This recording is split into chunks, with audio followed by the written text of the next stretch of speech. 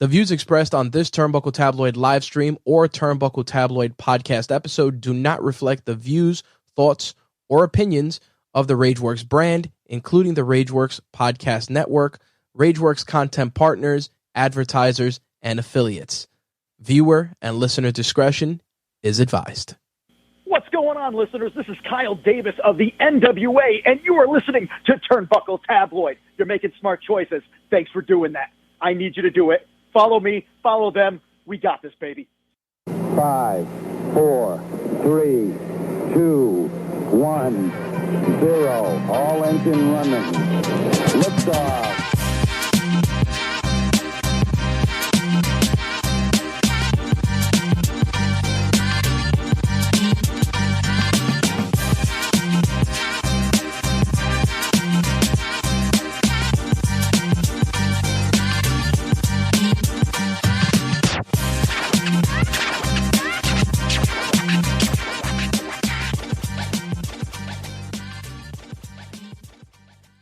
Making its way back to New York City is Violence and Suffering. VXS makes his return to the East Coast, baby, in a big, big way. February 23rd at Queen's Elks Lodge. Guys, you're not going to want to miss this one. Doors open at 7 p.m. Bell time's at 8 p.m. The card is stacked. No idea what's going to happen until you get in the building. On the card, we have Leo Rush going head-to-head versus RS. Also in the building, be Sammy Callahan, Ziggy Ham, Myron Reed, Dante Leon, Teriyaki, and much, much more. Guys, you don't want to miss it. VXS makes its return back to the East Coast, and it's going to be a banger. Make sure you get your tickets at thewrestlinguniverse.com. That's at thewrestlinguniverse.com. Violence and Suffering returns to the East Coast, baby. And we doing it big at the Queen's Elks Lodge. February 23rd, guys. You don't want to miss it. TBT is going to be in the building. You should be too. Check them out. VXS, guys. The Arrival.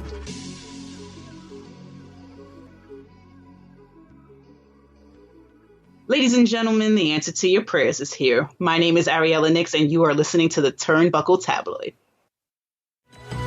It's Wrestling Rundown with Jay Santy. Live from New York, it's Turnbuckle Tabloid.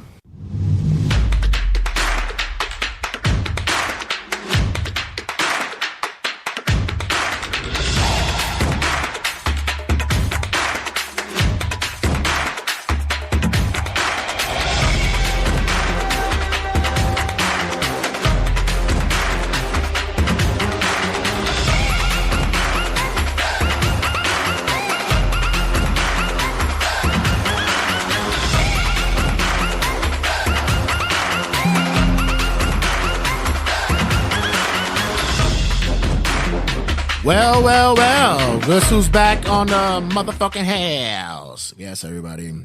Wrestling Rundown here with our boy Whole Milk Mike, stopping in, checking in, doing what we do, bringing you the news of this week, the latest, the greatest, and what's popping and what's upcoming. This week, we're also going to be discussing our predictions for Royal Rumble as well.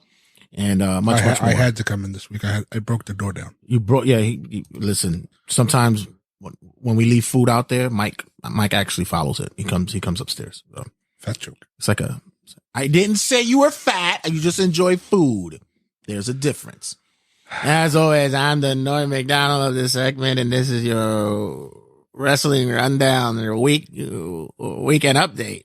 No offense to Norm McDonald, but there's nobody else. I love Norm. I miss him. I miss Norm. That he was my favorite weekend update host on Saturday Night Live. I love Norm. So again, no disrespect. Just saying. No shade. There's nobody fucking else. So apparently Hulk Hogan finally has a story that he could say that it's true. Yeah. His son got a DUI? No. Hogan actually saved somebody's life this past week. This past week. No, we talked about this. The dying child at Wembley. That's not true. No, not that. No. Hogan was on the road in Tampa when he noticed that there was a car that was in distress. It was overturned, and there was a woman who was trapped, and he helped to free the woman from the trapped car. He and his wife. Did he lift the car up? No, he just pulled her body out of the car. But the funny thing about get over here, brother. When you see the pictures, he has the NWO shirt on. Of course, let it go, bro. Let it go. Has he ever like gone in public without wearing a gimmick shirt? No. Everything with him, it's either even that, on his fucking Hogan Knows Best shirt. I believe he always always had a up. gimmick shirt. Yeah. So, congratulations. Now Hogan actually have a story that he can say it's true. He was with his wife / daughter lookalike. Yeah, that's weird, isn't it? I don't know. Creepy. Yeah, but good for Hulk. He saved the life. Yes. Last night a Hogan saved my life from. Oh, okay, that's something different. Next up, what? Bully Ray actually came up with a good idea. So Bully, I know, right? What else? All right, wow. What do you mean? So Bully came up with the idea to say that, hey, WWE should throw the big middle finger at AEW by booking Cody versus CM Punk at Mania. What's your thoughts about that? They're already throwing up the middle finger for Raw tomorrow by doing a face-to-face with them. Right. Somebody better get the phone away from Tony. Somebody better take the shoelaces out the shoes. No sharp objects around. Well, apparently there is some discussion as well that for Collision next Saturday. No, they're going up against Royal Rumble. Right. And apparently he looks like he's going to throw everything to the wind. I think he's going to have like a 6-man tag. They're going to debut Mercedes Moné. It's going to be something insane. They did advertise a 6-man elimination tag cage match. Right. So they threw. And I saw that, I go, what the fuck does that mean? Absolutely nothing. FTR and Daniel Garcia against the House of Black. The ratings for AEW Collision came in, and they barely. You said they're going to debut Mercedes? They said. I can't wait till at 9:00 when Mercedes walks out for the Women's Royal Rumble. Collision starting. Had a dream. Imagine it's Trinity and Monet that comes back. Oh my God. Kick him in the dick.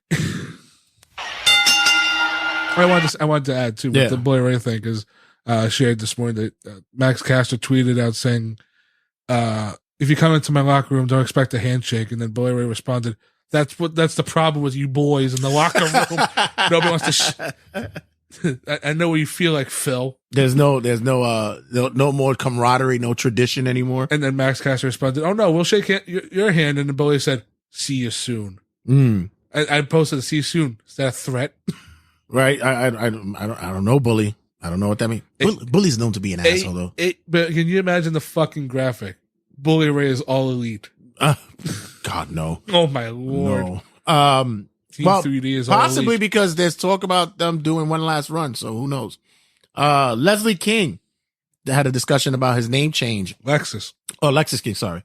Why do I have Leslie here? Oh, I just texted. Because it's a typo. Autocorrect. It's with the autocorrect. Yeah, Lexus King talked about his name change, and pretty much just to tie it up in a bow, basically said that WWE did not want him to come in with the Brian Pillman Jr. name, as expected. Right, and I agree with it. I think that he should have came. Because the last time they mentioned that man's name, it was in the phrase of Brian Pillman died.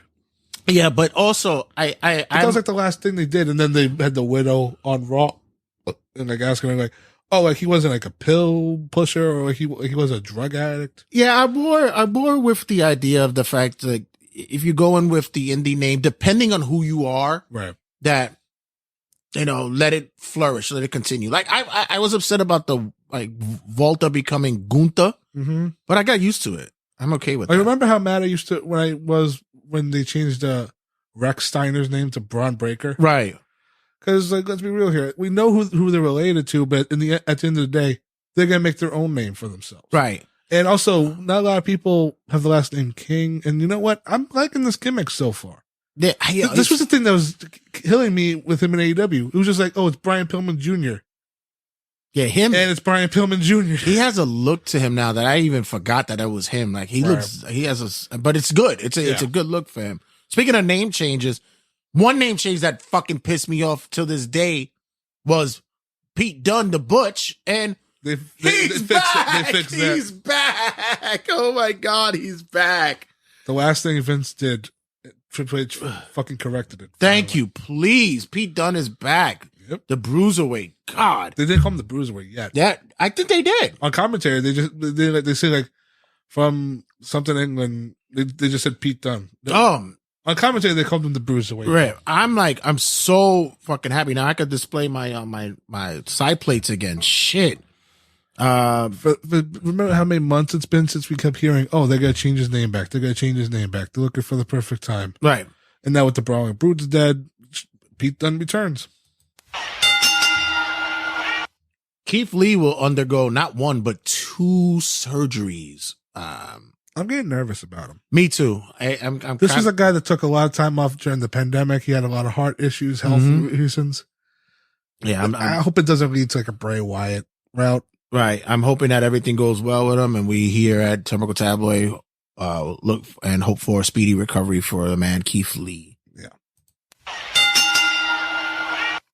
Details on 2K24 are to be coming out as per the 22nd. As of this recording, tomorrow they'll announce the cover athlete. Right. And more than likely it's gonna be Cody.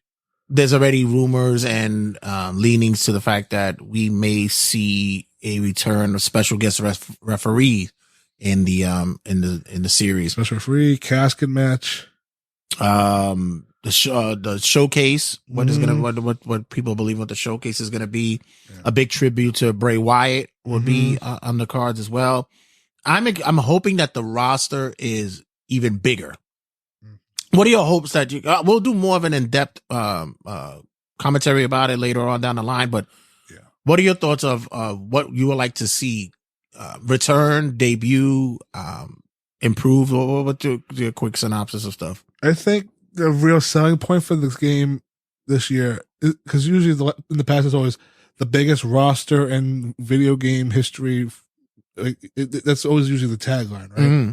Or whatever. Like last year was War Games is finally here. The DLC alone for this game is going to be insane, right?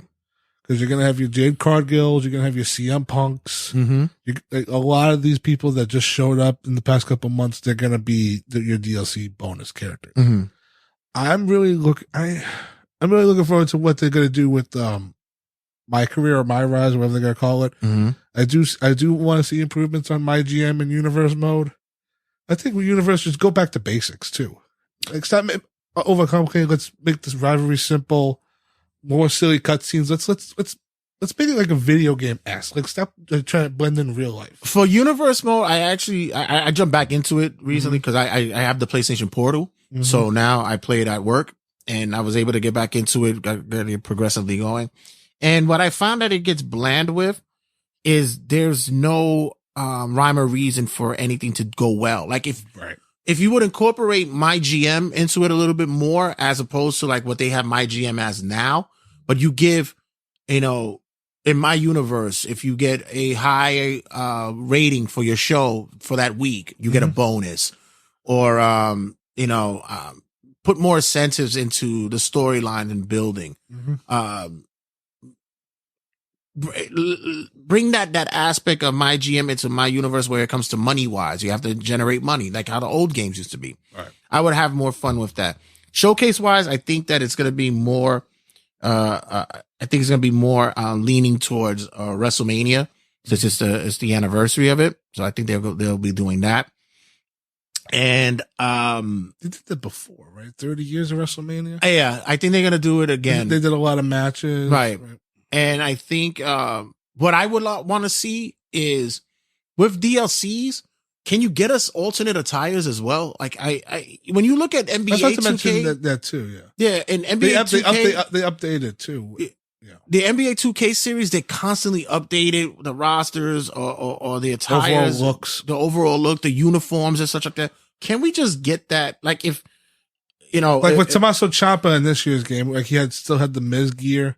Like that was like 2 years ago, right? Or get us something more with because if they debut, like if Jay comes out with a new Yeet shirt, like a month later, give us that Yeet shirt. Let us have an alternate attire. I mean, like this is the same game that this year they updated Sammy's Titantron to the Sammy Uso shit, but then put the tape over it, like right, because that's what he was doing.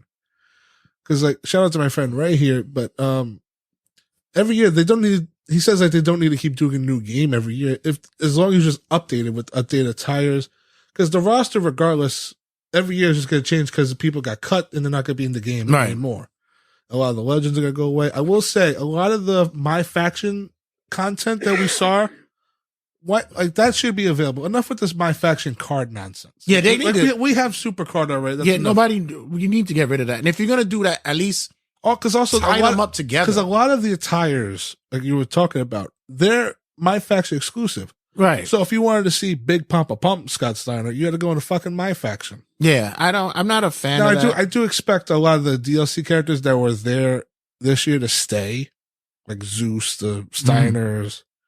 I mean, we could go through the game at one point and just say, okay, cut, and then add, because it's easy to say cut and then add this new person in. Yeah, and get me wrestlers. If the roster is going to be expanded, get as many as you can get right now, so I don't have to download them or create them. You know, you only give me 100 on the slots anyway, and like also open up the fact that the images need to be motherfucking. You're on a PlayStation 5 and an Xbox Series now. Like, open that up a little bit more where I don't have to get blocked in on just 1,000 images. Like, we need more of that. Right. I take away the fucking the My Faction shit and put more into that because that's what people want more of. Yeah. And I hope like guys like Kurt Angle, RVD don't get cut because it's always annoying when they're in one game 1 year, then they cut the next, and then 2 years later they're like, back in. Like, no, just keep them in. Have the updated attires with them. Right. Okada will be a free agent at the end of the month. There's also discussions of the fact that he will appear in 2 more New Japan matches this upcoming February, but after that, his run is over. Yeah, Where does Okada go? Yeah, this is kind of a shock. You didn't see I kind of knew that it was in the air.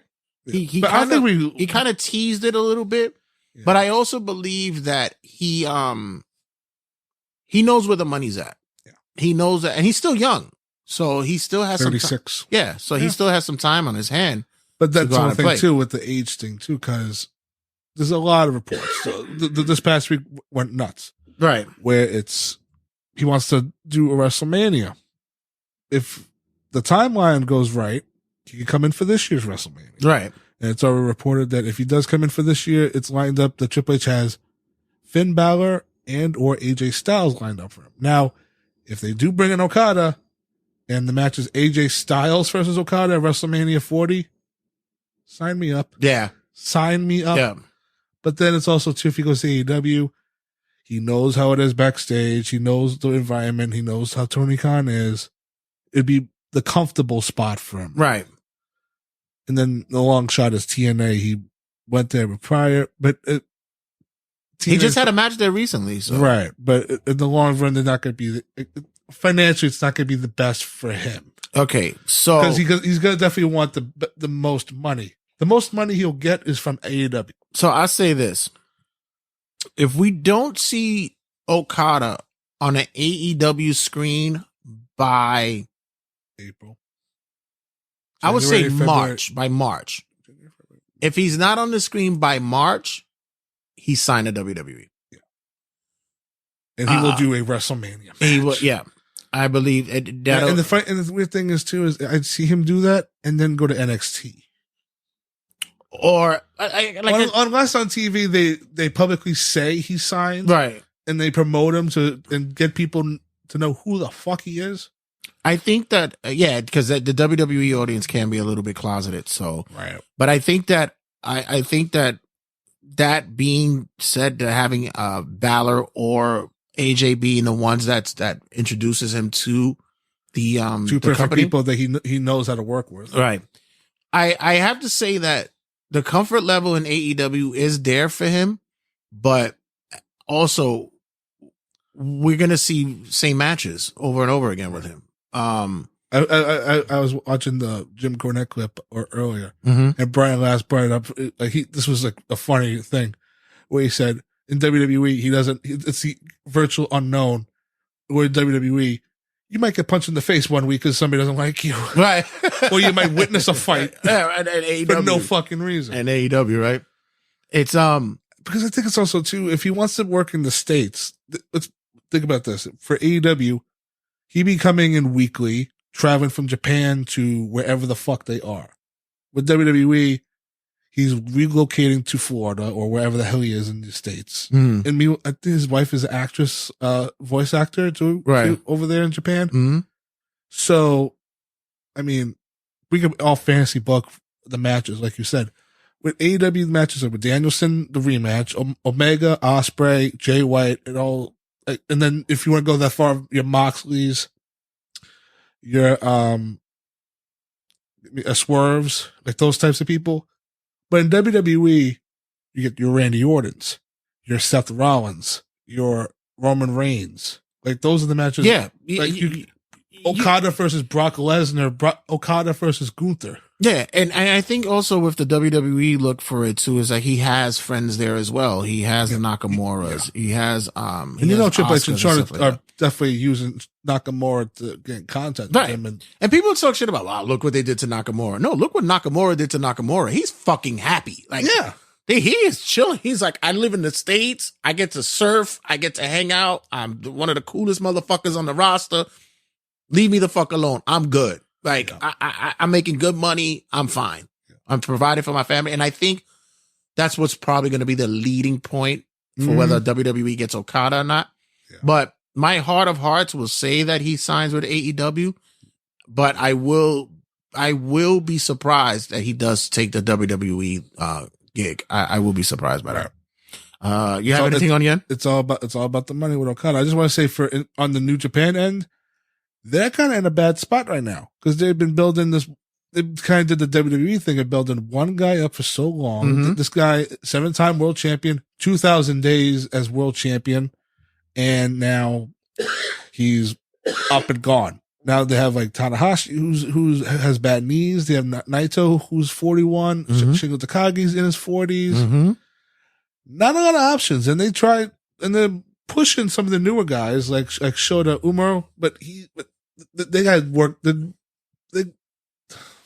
All of this was supposed to be long-term booking. Now it's like let's fucking go now. We need to start pushing these guys as the new aces. Yeah, I think right now with the it doesn't hurt. And I would say as far as is New Japan over? No, but just morally, this hurts. They went another direction, and I think a lot of the talent got turned off by it. That's why a lot of talent are now looking to go to, like, let's say, like at All Japan or what's the other promotion that's over there? Noah, yeah. So All Japan too. The champion that Charlie Dempsey worked. Right. That's another guy that New Japan can try for. So it's going to be interesting because the last time I think like a New Japan Star Love was like a Chono or Inoki. Right. But they didn't leave Japan. They stayed there and just did their own promotions. This guy built from the ground up and now he's leaving the country. And also you don't want to hear, I hope there's nothing in the future where like Tanahashi forced him out, like Okada and him didn't get along, that type of thing. Right. That's a story that New Japan can't afford to have. All right. So I think that right now I think with New Japan, they're in a rebuilding stage themselves. They've had some changes in executives and management. So they're trying to figure out themselves what's the next move. Right. And I think that I don't see them having any hiccups. Wrestle Kingdom wasn't as it was all right big as it usually is, match wise, but it held its own. One surprise, and that was fucking Nick Nemeth. Yeah, and I was happy to see my boy Naito win, so that was a good thing. But anything else? You have anything on your end? Nothing really. Alrighty, so besides the main event, let's get to the main event then.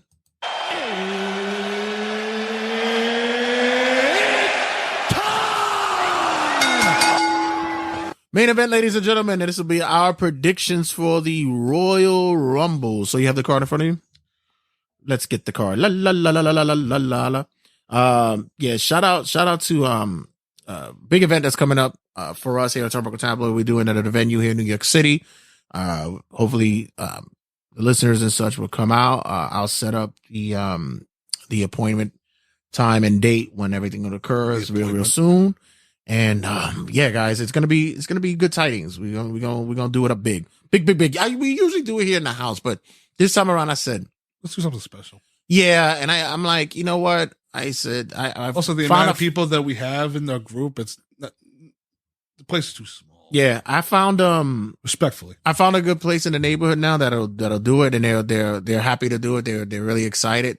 So I believe, come down, guys. We're gonna do raffles and all that. Prizes will be awarded. So come, we'll let you know soon where you can find us at. So what we got on the card? I also want to preface too because we are doing this the night before Monday Night Raw, where Seth Rollins is going to be making his announcement, because there was a development going on where he tore his MCL and his meniscus. So we don't know the fate of Seth Rollins' future at the moment as we're doing these predictions. Right. And as of this recording, 4 matches so far on the show. Only 4? Only 4. Okay. I will say though, if I were to predict something, I do think we're going to get a tag title match. DIY versus Balor and Priest. Okay. Because DIY has been killing it the last couple of weeks and they've been going up the ranks. And if they do that tag title match, I think DIY wins. Mm-hmm. Get the tag title. That's just random prediction. But on the actual show, what is advertised is as follows. For the United States Championship, Logan Paul defends against Kevin Owens. I'm going to take Logan Paul here due to some shenanigans. But I storyline is that Kevin Owens has a broken hand, and he can't wear the cast, so he's at a disadvantage. And I think that this might be quietly the match of the night. This might be Logan Paul's best match, right? Aside from the Roman one, right? I could definitely see that this would be match of the night. Mm-hmm. As much as people hate to see Logan Paul with a title, it's not time yet to take the belt off him. It's time. It'll be the big show to do it. So Logan retains here. We have a fatal 4-way match for the undisputed WWE Universal Championship. Roman Reigns defends against Randy Orton versus AJ Styles versus LA Knight. We know Roman's gonna win. This is the first time Roman's been in a multi-man match with a title on the line since WrestleMania 38. We know Roman's gonna win, but what I've been paying attention to intricately is how Nick Aldis is playing in this as well. I'm loving it. Yeah, he's already figured that's not taking any shit from Roman. Right. So in the past, we've seen like Adam Pearce be like, "You're gonna do this, Roman." Roman goes, "No, I'm not." And Adam's like, "Oh, okay." Meanwhile, Nick Aldis is like, listen, like even on Friday, he said if he does not sign this contract for the 4-way, it's gonna turn into a 3-way, and it's gonna be for the vacant title. Right. That was actually a good line. I loved it. And you had a 30-figure stand up to Roman. Enough of your bullshit, Roman. And I fully expect on SmackDown the next thing you're gonna say is if any member of the bloodline interferes, you automatically lose. Right. So that could actually be which more could of a lead key to figure. A special thing. Well, which I think that after Mania, this is what's going to lead to what Roman has after. Because I although I'm enjoying all this as a GM kind of figure, I still think that he's a young man himself as well. So I think he'll eventually be back in the ring. Back in the ring, yeah, and I'm looking forward to that. Yeah. Who else we got? But hold on, I want to give you my crazy prediction. Oh. So if on Friday they do, Nick Aldis says the whole thing, any member of the bloodline interfere like Solo or Jimmy, Roman Reigns is disqualified and he loses the belt. What if we see the debut of Tama Tonga? Which we didn't mention in he's a free agent. He's officially done. He's done. What if Tama Tonga shows up? And then on Friday, Nick Aldis goes, wait a minute, like he's a member of the bloodline. But then Paul goes, no. He wasn't in the bloodline at the Royal Rumble. Like that'd be a crazy out of left field prediction. I think that's where he's going to be landing. Also, I think that's going to be a spot for him. I really do. I think that makes more sense. He'll be with family. He's been talking about being closer to family for some time, and Also, if we don't have if to he goes change to too WWE, much. it's now or never. He's in his 40s. Right. And this is it. Just get the payday. Right. Because I don't see where he fits in AEW. I don't see it. Bullet Club Gold, but realistically, if you follow New Japan in the storyline, it doesn't work. Right. But then we have and then we just have the Royal Rumble matches for the women. 30 women Royal Rumble match. Winner challenges the champion of their choice. Already announced are Bayley, Nia Jax, Becky Lynch, Bianca Belair, and Maxine Dupree. I am taking Becky to win. But really? Yeah. But my daughter, she doesn't need it. I really believe that the winner will be from SmackDown. Right. But, with WWE's booking, sometimes they sometimes go they for probably do the obvious. They do the obvious. But my dark horse to win it would be Bayley. Same. I have Bayley to win. Yeah, that's my dark horse to win. The thing with Bayley too is if she wins, she's already stated I'm going to challenge Rhea. But I don't think that's going to happen. I think she's going to challenge Io. Who debuts? Tiffany Stratton. Okay. I do think we're going to see Jade Cargill. I believe that too. And I think she's going to have one of those big debuts where she just throws a couple of people She's going to have the Those Royal Rumble spot of being the eliminator. Right. I do see returns of Alexa Bliss. Okay. And Carmella. Did Bliss have the baby already? Yep. Yeah, she did, right? Yeah. She announced the pregnancy last year. She's already had the baby. That's right, yeah, because she didn't So did Carmella. Yeah. I think she's coming back. Liv Morgan's definitely going to return. Mm-hmm. Some have her winning it, and I'm like, I don't see her winning it. Not I now. see her in the chamber for Rhea. Possibly. Because there's going to be a whole bunch of discussions about the Elimination Chamber matches. Right. I do think in Australia she's going to get something against Rhea. Sorry. NXT, I do think like Fallon Henley. I think some NXT girls are going to be in the Royal Rumble. Roxanne makes a return. Who? Roxanne. I think she was in a program, but I do think she's going to be in the Rumble. Nikita Lyons. Yes. I do think so. They want to draw. They want to make sure that them young boys get their eyes over there. Blair Davenport. Mm-hmm. I do think so. What about legends? Jacqueline wants to make a return. She's in her 60s. Can you imagine? Jesus. Yeah, she's in her 60s. You know who I just thought of to finish off her angle with Zoe? Trish.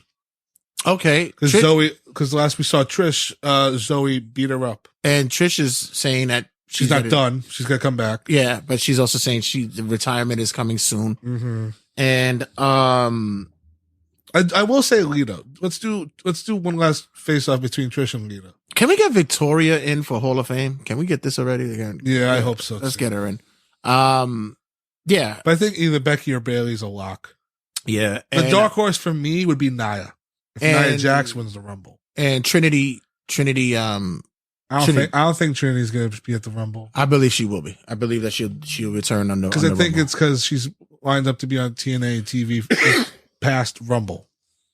They had pre-recorded already. Right. So they don't want to, I guess, interfere with that.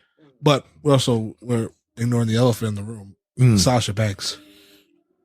Because on that Saturday, if we're going, but what you said earlier, which program is she showing up on? I really believed that she went to WWE and said, I'll come back if you let me keep my name that I have. And WWE was like, no, we're not doing that. Yeah, you're Sasha Banks. I think she's going to AEW. Yeah. And, good luck. That's fine. Yeah, I'm okay with that. Because also, it's like she wants to make money off herself. So right. That's fine.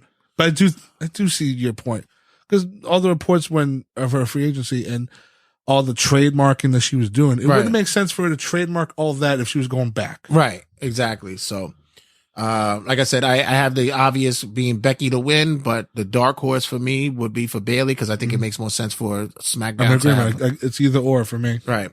And as for the men's Royal Rumble. For the men's Royal Rumble, winner challenges the champion of their choice. Or by the time after this, it might be for the world heavyweight title. We'll never know. We won't know until then. but already announced are Cody Rhodes, CM Punk, Shinsuke Nakamura, Bobby Lashley, Drew McIntyre, Gunther, Chad Gable, Otis, and Akira Tozawa. Okay, so somebody from Raw will win. That's what I'm saying. Or I have this. So this is the most lopsided brand winner ever. I'm going. My lead horse to win would be Drew McIntyre. I have him winning, and my dark horse would be CM Punk. But that's who I'm looking at. But it's interesting now because I want to see Seth injury. With the Seth injury, how it plays out. The CM Punk and I've been saying there's a CM Punk and Seth Rollins match at Mania does not need a belt. It is not necessary. I don't see that.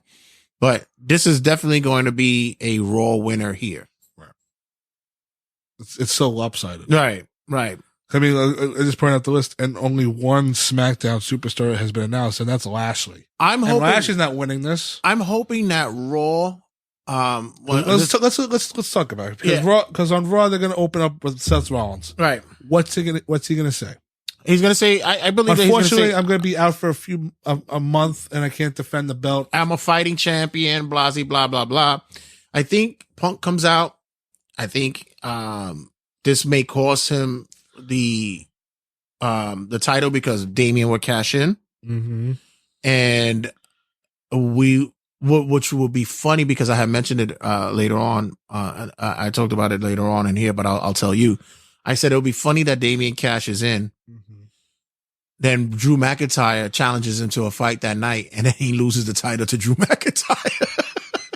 But you know what the funny thing is, Jay? And then he wins the Rumble. But Jay, you know what the funny thing is? That's what I have predicted. Really? Because I told you I had an idea. I was thinking, okay, so Seth Rollins does a whole thing where we're getting emotional. He goes, so unfortunately, and then Damian Priest music hits. He runs in with the referee, he's about to cash in. And I don't know if you noticed this too, but for the last couple of weeks, Drew's been like spoil sport. Right. Like, he doesn't want Damian to cash in for whatever fucking reason. Right.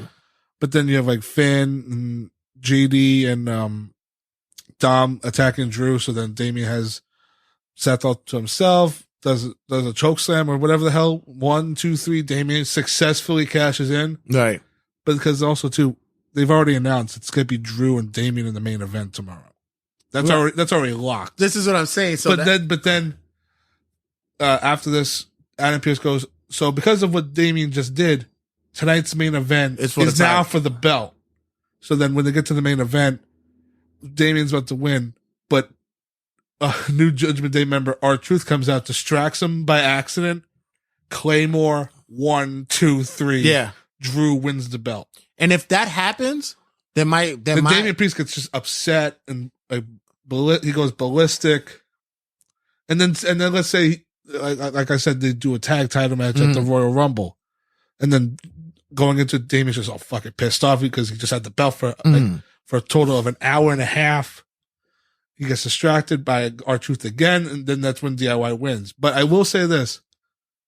Drew going into the Rumble with the world title is intriguing. Because then if he wins, then he can say, I'm going to go to Mania, and I'm going to challenge Roman. I'm going to get my goddamn redemption. No, I don't think if he wins Monday, he's not winning the Rumble. He's not winning the Rumble. I would take that then and there. Damian wins the Rumble. No. Yeah, I would say because I have CM Punk winning the Rumble. Mm-hmm. So then when we get to Elimination Chamber, then Drew does the whole rematch with Damian. He gets a 1-on-1 match, and then the Raw afterwards, Seth Rollins makes his return. He makes a claim, I want my belt back. So at WrestleMania 40, we get a triple threat. Drew, Seth, and Punk for the world title. I see. Hold on. Yeah.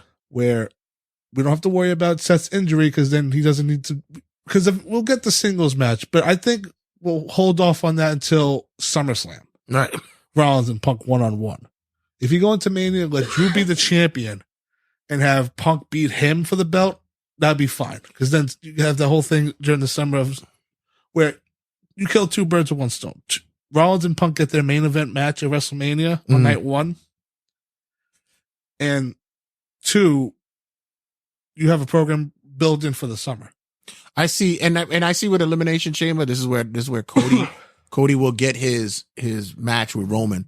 I'd still say Roman's going to fight. I think Cody's going to have to fight solo for the match. I think Cody wins the Elimination Chamber, and that's going to be the number one contender for the title, and he picks the title that he's going to go after, and that's going to be against Roman. Yeah. And I think that and also I'll say with Damian, I think if I withhold the Judgment Day split, it's going to be him and Finn 1-on-1. Yeah, and I see Roman. I see Roman fighting. I still say he fights 2 nights at Mania. So, well, if we're going by reports, it's going to be a triple threat. Right. So, that's going to wrap up here our predictions for Royal Rumble, and much more coming down the line. So we got a new segment for Turnbuckle Tabloid this week. You heard our boys. Last episode, we had Marc, Baze, and Rasslin, Reem check in. So the gentleman came up to me and they asked and said, "Hey, do you think that we could have a segment on the podcast? Maybe once or twice a month?" And I was like, "Sure, no problem." So, this is actually pretty cool. They came up with some good ideas for their segment, and I want you guys to give them a listen and show some love to the third announce table. That's what they're calling the segment. So, guys, don't go anywhere. Stick around. Much to talk about with these guys, and showing love to my boy Homework. Thanks again for coming in out of the cold, because it's been crazy. See you Saturday. Laters. This is Velvet 478, and you're listening to Turnbuckle Tabloid.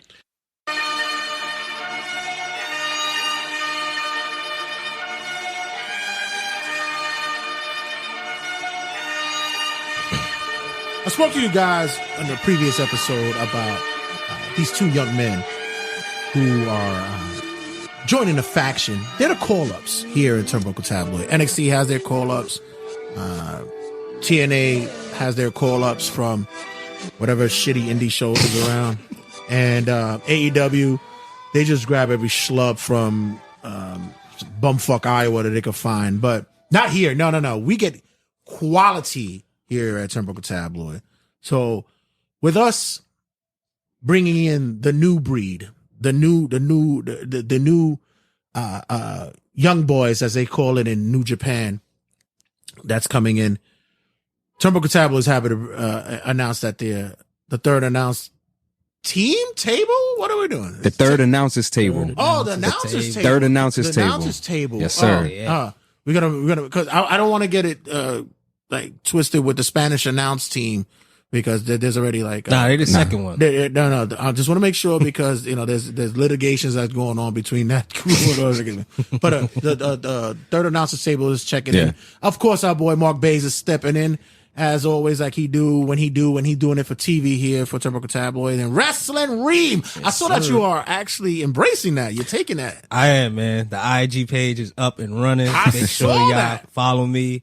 I'm gonna be doing my best to hit as much in the happening up to date news as I can, but I want to make sure that I corner the market on black wrestling. So I want to make sure that you guys are right. But so guys, this is gonna be a continuous segment here in Turnbuckle Tabloid, and I'm happy that you guys are joining in once again. Thanks again for chiming in, and the only thing I can say is take it away, guys. Appreciate you for having us, sir. Like he said, I go by the name Marc Baze. That's MARC-BAZE. And we here with Rasslin Reem. That's Rasslin Reem. Rasslin Reem. RASSLIN. Like Red said, with a third announcers table. And we have 4 segments that we want to share with you all, share to the world, and just introduce a different take on wrestling, a cultural take on wrestling. That's something that, can I say this? You know what? I'm gonna stay tame for right now. I'm gonna stay tame. Let's just say the third announcers table is here to shake the table, so to speak. Something that the hood could listen to, right? And something that your typical wrestling fan could get with as well. All right, we're bridging the gap when it comes to culture and wrestling. All right, so our first segment is entrance music mood of the week. So what entrance music describes your mood this week, and how's the week been going? I'll kick it off. I'll say I hear voices in my head. They count to me. They understand. Yes. I'm hearing voices because I'm feeling a little delusional right now. I'm operating off of 30 minutes of sleep, and I worked a full day today, Saturday. So I'm feeling like I'm hallucinating. I don't know how I made it through the week. Since New Year's has been extremely busy, and I'm powering through. I don't know if it's the voices in my head that was pushing me, but now I'm really hearing voices in my head because I got 30 minutes of sleep and worked a full Saturday with 30 plus youth today. But man. Yeah, that's my entrance music mood of the week. Randy Orton, hearing voices in my head. I don't even know I have this energy right now, but that's my mood. And Red, don't go too far because we want to know what your entrance music mood of the week is too. But first, I'm gonna pass it to Reem. Reem, what's your entrance music mood of the week? Okay, so on my last appearance, I mentioned that I was a WWE loyalist, right? But this week, I gotta go with an AEW wrestler who just happened to be a former WWE wrestler. I know where you're going. I think I should start dancing. No. Okay. You're not gonna get it. You're not gonna get it. Okay. So, the song that I'm going with, Chris Jericho, Judas in My Mind. Right? Man, I started a new job this week, man, and it was a, you know, they say you gotta, get out your comfort zone, think outside the box, yada, yada, yada. Man, I did that, and I saw a couple Judases up there. Ain't even gonna lie, man. So for me, I actually was playing it, consecutively when I was going to work, and it's a dope song. I seen a clip one time too of like a whole crowd, the whole arena singing it. Mm-hmm. Shouts out to MJF for creating such a beautiful match to allow that to happen. See, I know my AEW stuff.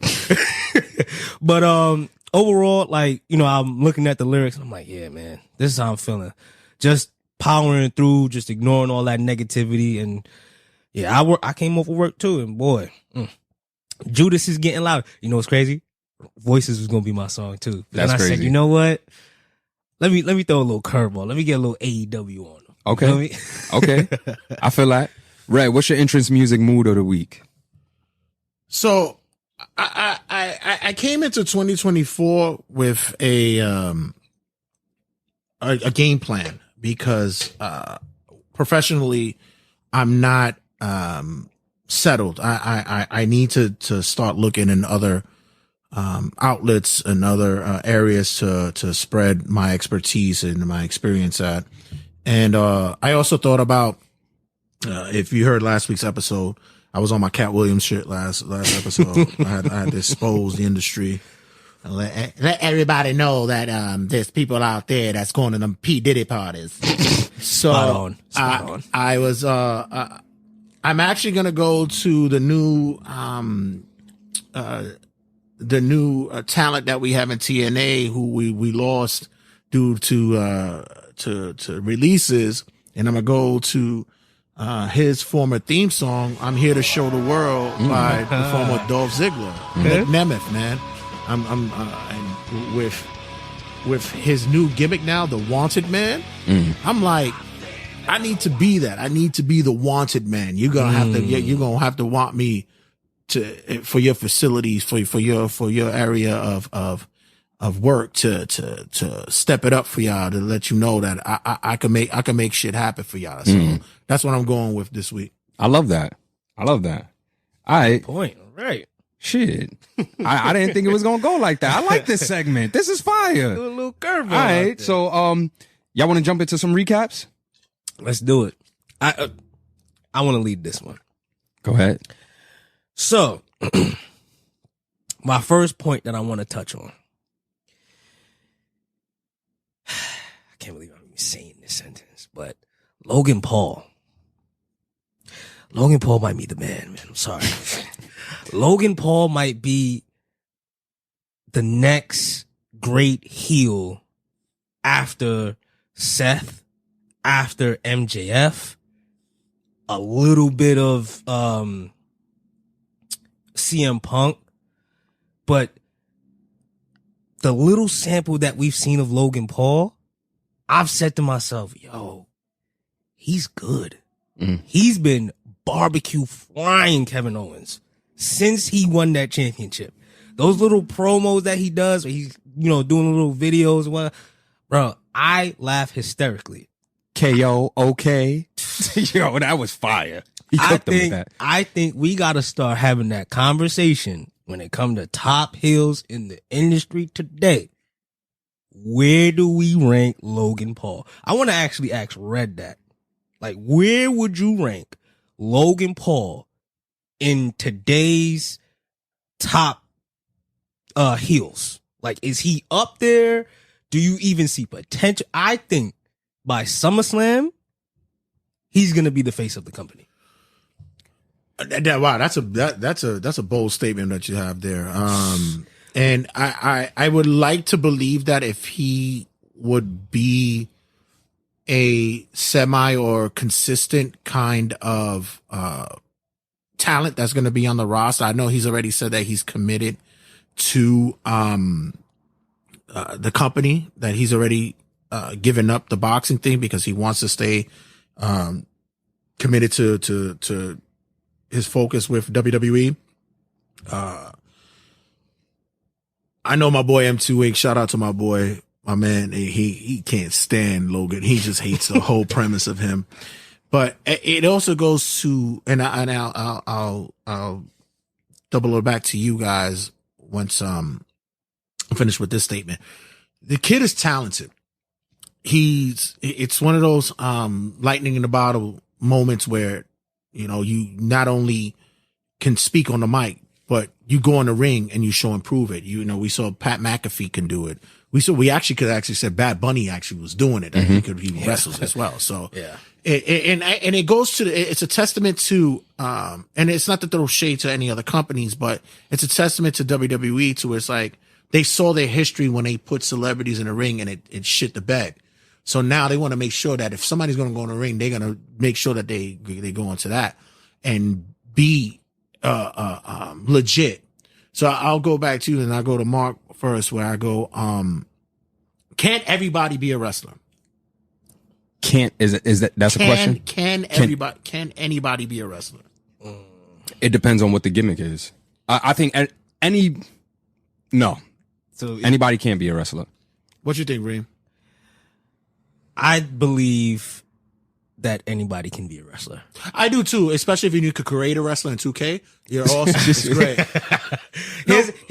But the thing about wrestling is selling.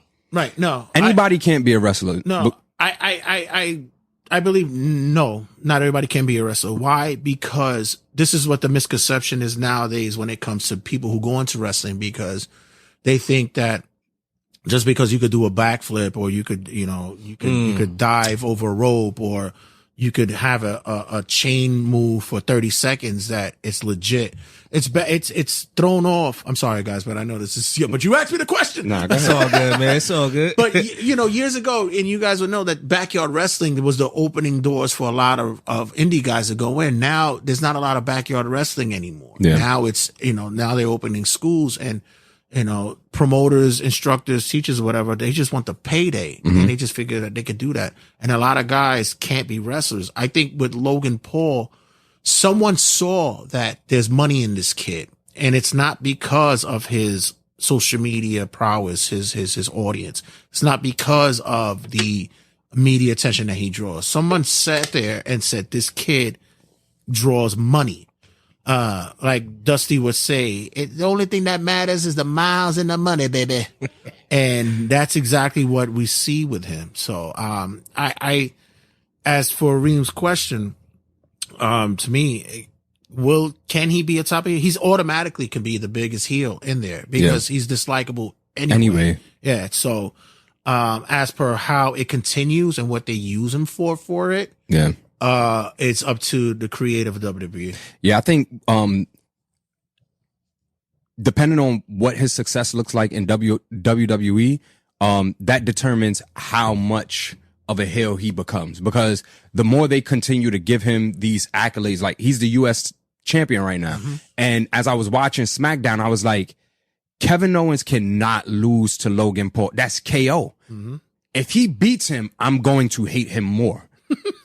That's the point. Right? So all right, not to cut you off, but do you really think that Logan Paul's about to beat Kevin Owens cleanly? I mean, obviously it won't be clean. It's going to be a great match, and it's going to be a valid win for him because he's already proven in the ring, right? But what we seen KO do in his debut against John Cena, I don't think that WWE fully capitalized on that. They did in the moment because he beat John Cena in his debut.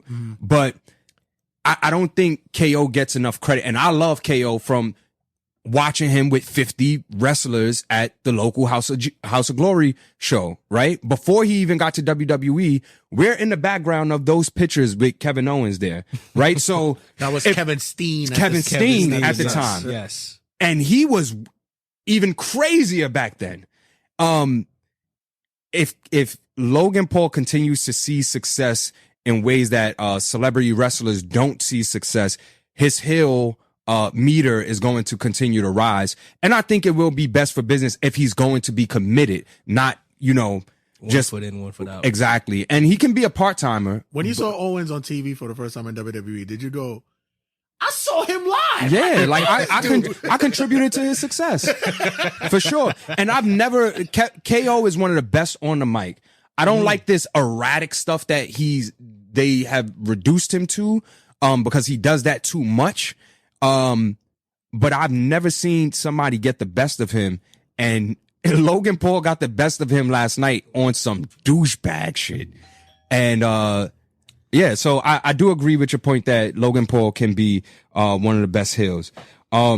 Speaking of SmackDown, Nick Aldis is looking like I have an opinion about him. He's looking like a general manager that we've never seen before.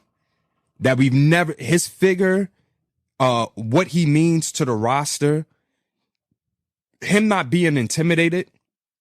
Granted, they started that with Adam Pearce, with him being an authority figure, a real authority figure, like, this is your supervisor, this is your boss, not the general manager who sidelines with wrestlers and try to get their one up, or the general manager who is like super scared. He's not a Teddy Long. He's not like a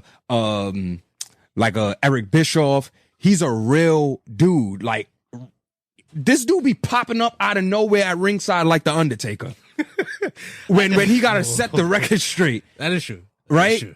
And it doesn't feel scripted. He doesn't have a music. He don't have no music. I mean, and they shouldn't have music. They shouldn't. Right? He as a WWE official or whatever they want to call him, but his presence as the general manager or whatever this authority slot he's in, his presence there is like, I don't know, is doing something to me in a way where I'm like, I fuck with that. Like, I fuck with that because he's holding people accountable.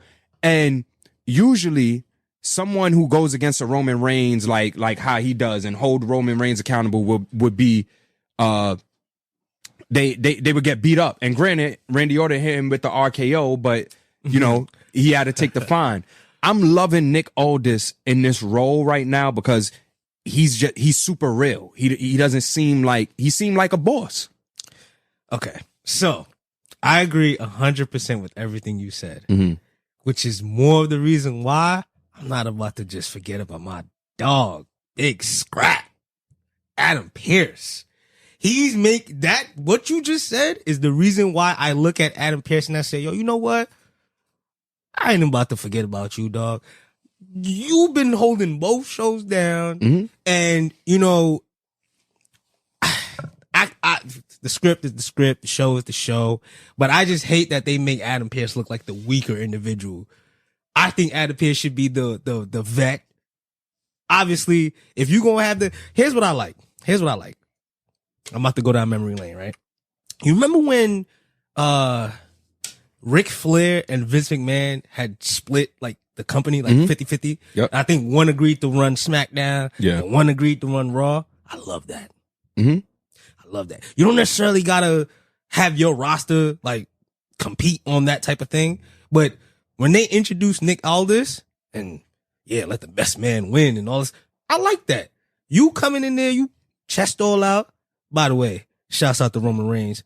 I think that eventually, at some point, we gonna have a Nick Aldis versus Roman Reigns match. That would be fire. That would be fire. But I'll end it on this.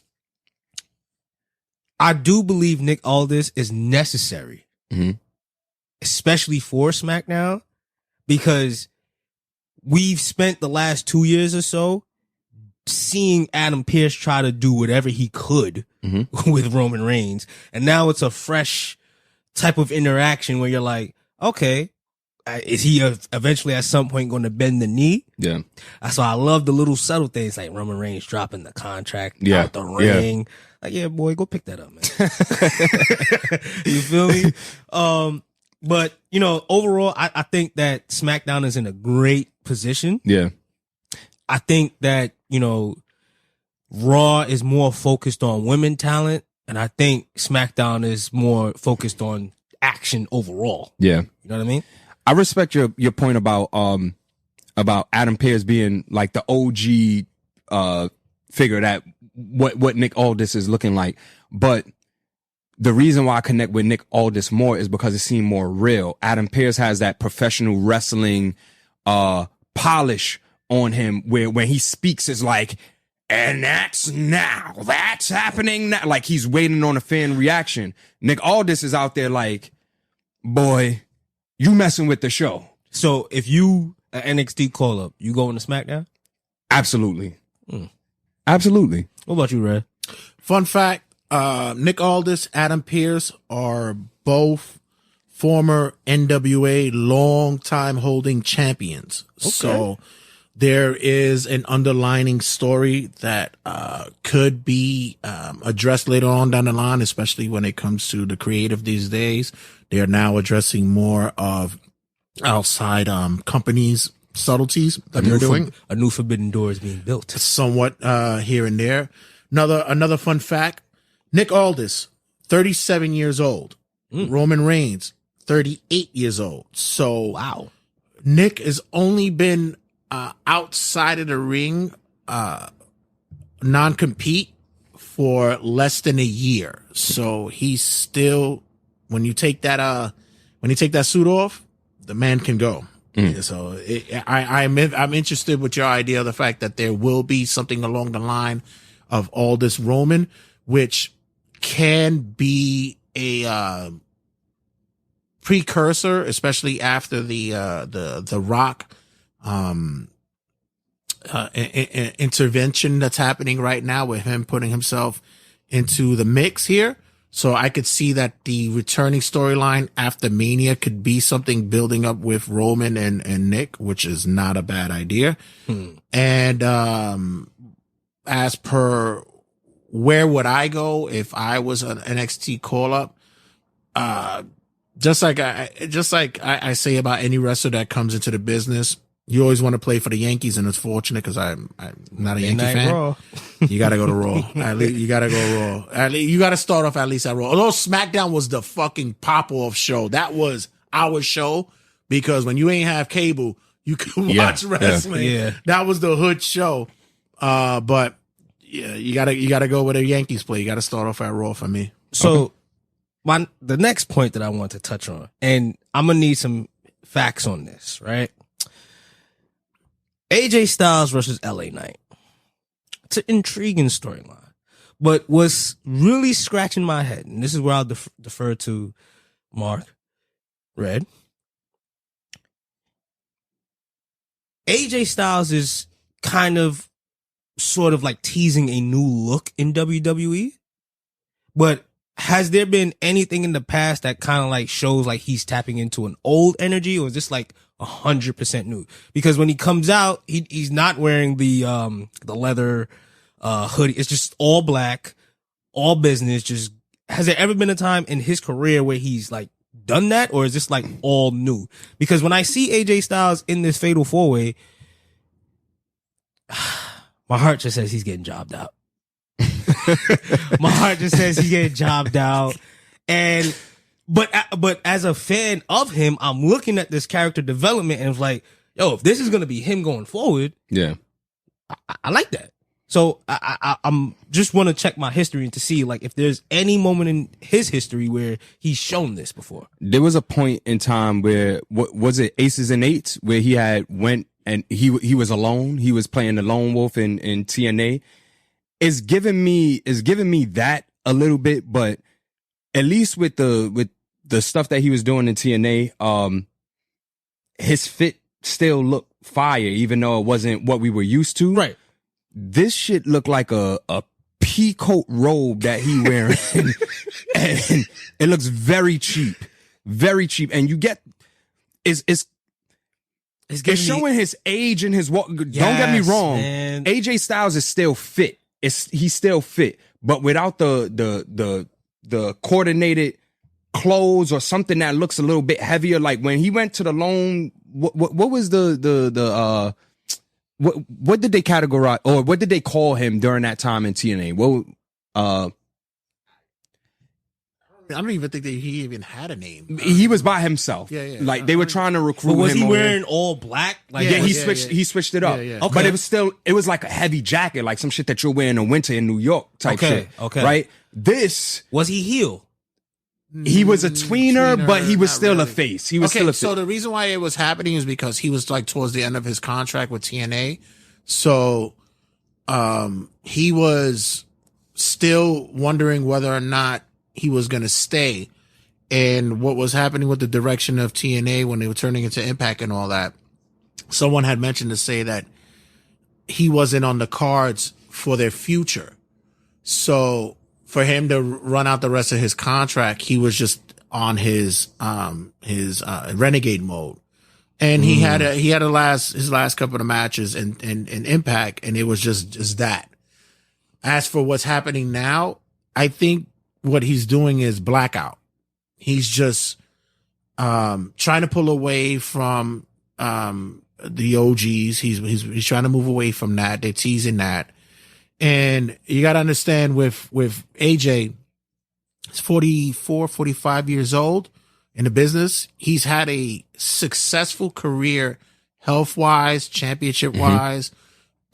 He's done, consistent. Yeah, he's one of the most consistent. And I think right now it's not about whether or not he's going for championships, because you said he's going to be jobber status. Like you think so? It just comes at least in this fatal four-way match. And please just do me a favor. It's like there's no.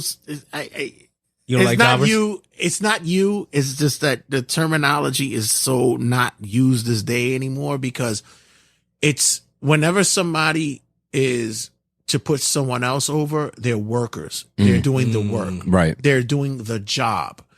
Jobbers are fucking wrestlers that they use back in the 80s. What Prince Nana was back in the day. And that's no real talk. Am I lying? Am I lying? No. Okay. It was wrestlers that they use 80s and the 90s. And you could always pick out who a jobber was because their names both had first names. It was always like Michael William or like John Paul. Like those were jobbers. Yeah. This day there's no jobbers anymore. No money went into their outfit. Nothing. Like so and when they did the jobber pull, you had to go in the ring. You had to pull the top rope. You know, they did that. They didn't have no theme music. They were already in the ring. In the ring. They did like the fist pump in the air. It was just that. That was it. But yeah. So it would be disrespectful to consider AJ Styles a jobber in this, but I get where you're coming from. Yeah. Because we always want to see him being successful, but like Red said, age being a thing and us focusing on newer talent, you gotta do the work, and sometimes you gotta put people over to validate where they're heading in their careers. I'm a little bit confused. I would like for him to go full on heel. Because the face that runs the place, that was an error. Yeah. And he was such a douchebag, but he was executing that. And what was his job? Beat John Cena. He was an asshole. So, I get why you made that point though. All right, we got a couple more in the news cycle. Rhea Ripley versus Becky for Mania is looking like the thing. And I want to know why I get it. We're doing long-term booking. But if you're going to go with Becky, why do it before the Royal Rumble? Like, why make that the story before the Royal Rumble? If she doesn't end up winning, cool, whatever the case may be. But if Becky is going to win the Royal Rumble and then challenge Rhea, I didn't see that coming. That came out of nowhere. That just happened on my. I didn't see it. It just popped up on my screen, and it was like, I'll see you at WrestleMania. But the Royal Rumble ain't even happened. So I'm like, this would have been way better if Becky is taking her losses to Nia Jax and all this stuff. Somehow, some way, she end up eliminating Nia Jax in the Royal Rumble and challenging Rhea Ripley for the title. Two Europeans, I'm guessing. No, not. But you get what I'm saying. Foreigners. Yeah. They have similar accents. Two similar accents for the women's title. I think that would be a great match. But why announce it before the Royal Rumble? Rhea's from Australia, by the way. Yeah. Here's my take on that.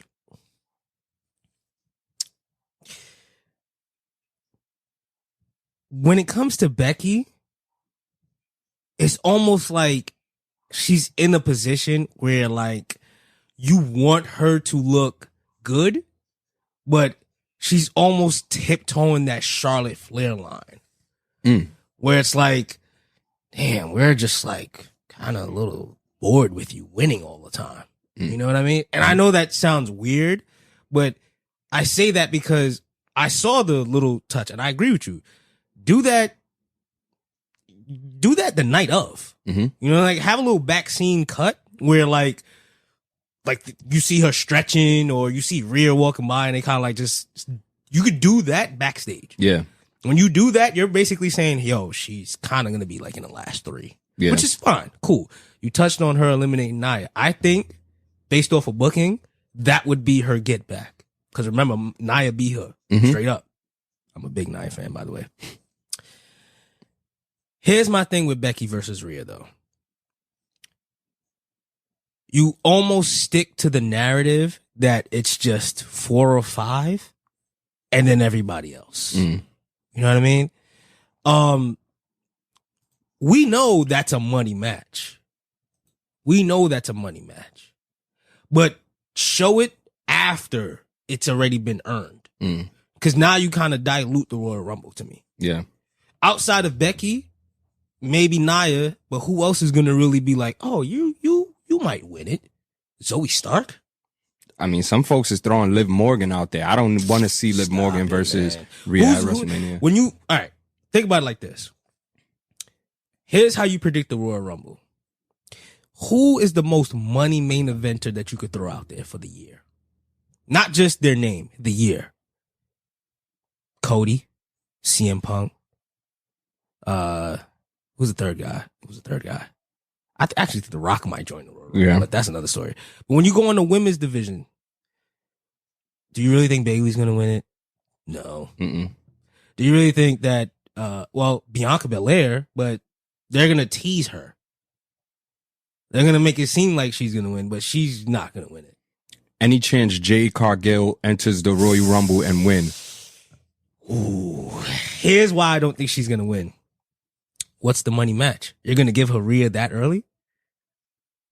She's going to show out. She might break a record or two. But she ain't going to win that. Yeah, I agree. She ain't going to win that. So, touching on the women, I know Red said he doesn't like the word jobbers, but I literally wrote this down as my note. Katana and Kaden versus the unholy jobbers. I'm not even capping. Look, it's right there. So I gotta be honest, bro. I'm not a fan of these current tag team women champions, bro. Sorry. They were cool in NXT for what they were, but like they just, I'm just waiting for the Kabuki Warriors to take that them belts from them. Mm-hmm. Real shit. Like, I'm just like, every time I look at them, I'm like, y'all look cool. Y'all look good. Kabuki Warriors. You got Chelsea Green, Piper Niven. Better team. Like that win that they got, I just looked at it like, oh, y'all about to lose that belt. So let me ask you this, right?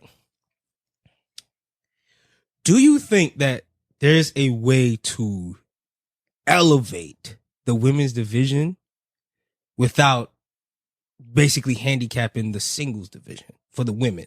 Because I asked that to say, well, because there's such a limited pool of talent, you're going to have to basically pair them up with somebody who's currently involved with singles type of action. Mm-hmm. I remember there was, correct me if I'm wrong, Charlotte Flair and Asuka won the tag titles. Yeah. But we know them as primarily main eventers. Yeah. How do you go about booking that? That's a great question. I think I would say call up some other women, but they are already not doing what they should be doing with the women's division that they have now. And they have a pretty stacked roster in the women's division. I say, you start bringing some people up and kind of putting them over right away. I think that'll be more convincing to the fans. Like, oh, sweat, they won? Especially if they're good. Especially if they're good. You don't have to, everybody don't have to do the scraping and clawing thing for 2 years. Like, switch the moment now. Like, catch us off guard. Catch us off guard. I was caught off guard. You got Nikita Lyon out there, right? One point, just to piggyback off of that. When Liv Morgan beat Ronda Rousey back to back, how'd you feel about that? I love the way Liv Morgan, I love her appearance, but I'm not convinced by her being, I think she can be in a main event picture, but I just see her always falling short. So when they do give her the wins and stuff like that, her matches aren't always pretty. I hate the power walk run that some of the women do. Like, I hate it. If you can't do a full out sprint to hit a clothesline or to duck something, it throws me off. And I don't think you should be wearing the belt if you can't really pick your legs up and run. You can't even hold the belt. So I don't know. What do you think? How do you fix the discrepancy in the women's division between the main event singles competitors and the tag team division? First of all, Kaden Carter and that whole tag team should have had a name coming up in the first place. That is true. You should have made them like City Girls or some shit like that. I don't know. Like, that's a fact. Not EDM girls. Yeah. You should have given them like a name. It's just when you have them separately, not as a team name or whatever, it just throws everything off. And that's been a problem with the women's division. Give them fucking tag team names. Yeah. I mean, come on. Stop the nonsense. That's one. Number two, they won the tag team titles too fast. Mm-hmm. You should have made them like in the late 80s, early 90s, the Rockers. They should have been like Shawn Michaels and Marty Jannetty. They never won a title. Everybody loved them, but they never won a title. Yeah. So make them the underdogs. Make them win fun matches. Make them win matches that you invested in and believe that it could have happened, and then finally give them that opportunity to win it on the right time. As for what's happening with the women's division with the tag teams, it's like everybody wants to be a main eventer. Everybody wants to have that. At least with Piper Niven and Chelsea Green, they came together by happenstance. There were injury occurred. Piper Niven stepped in, and that made sense. That it was logical. I think what's happening with the women's division is that we're being force fed it. Like if we're have to take in castor oil when we're sick, when we shouldn't.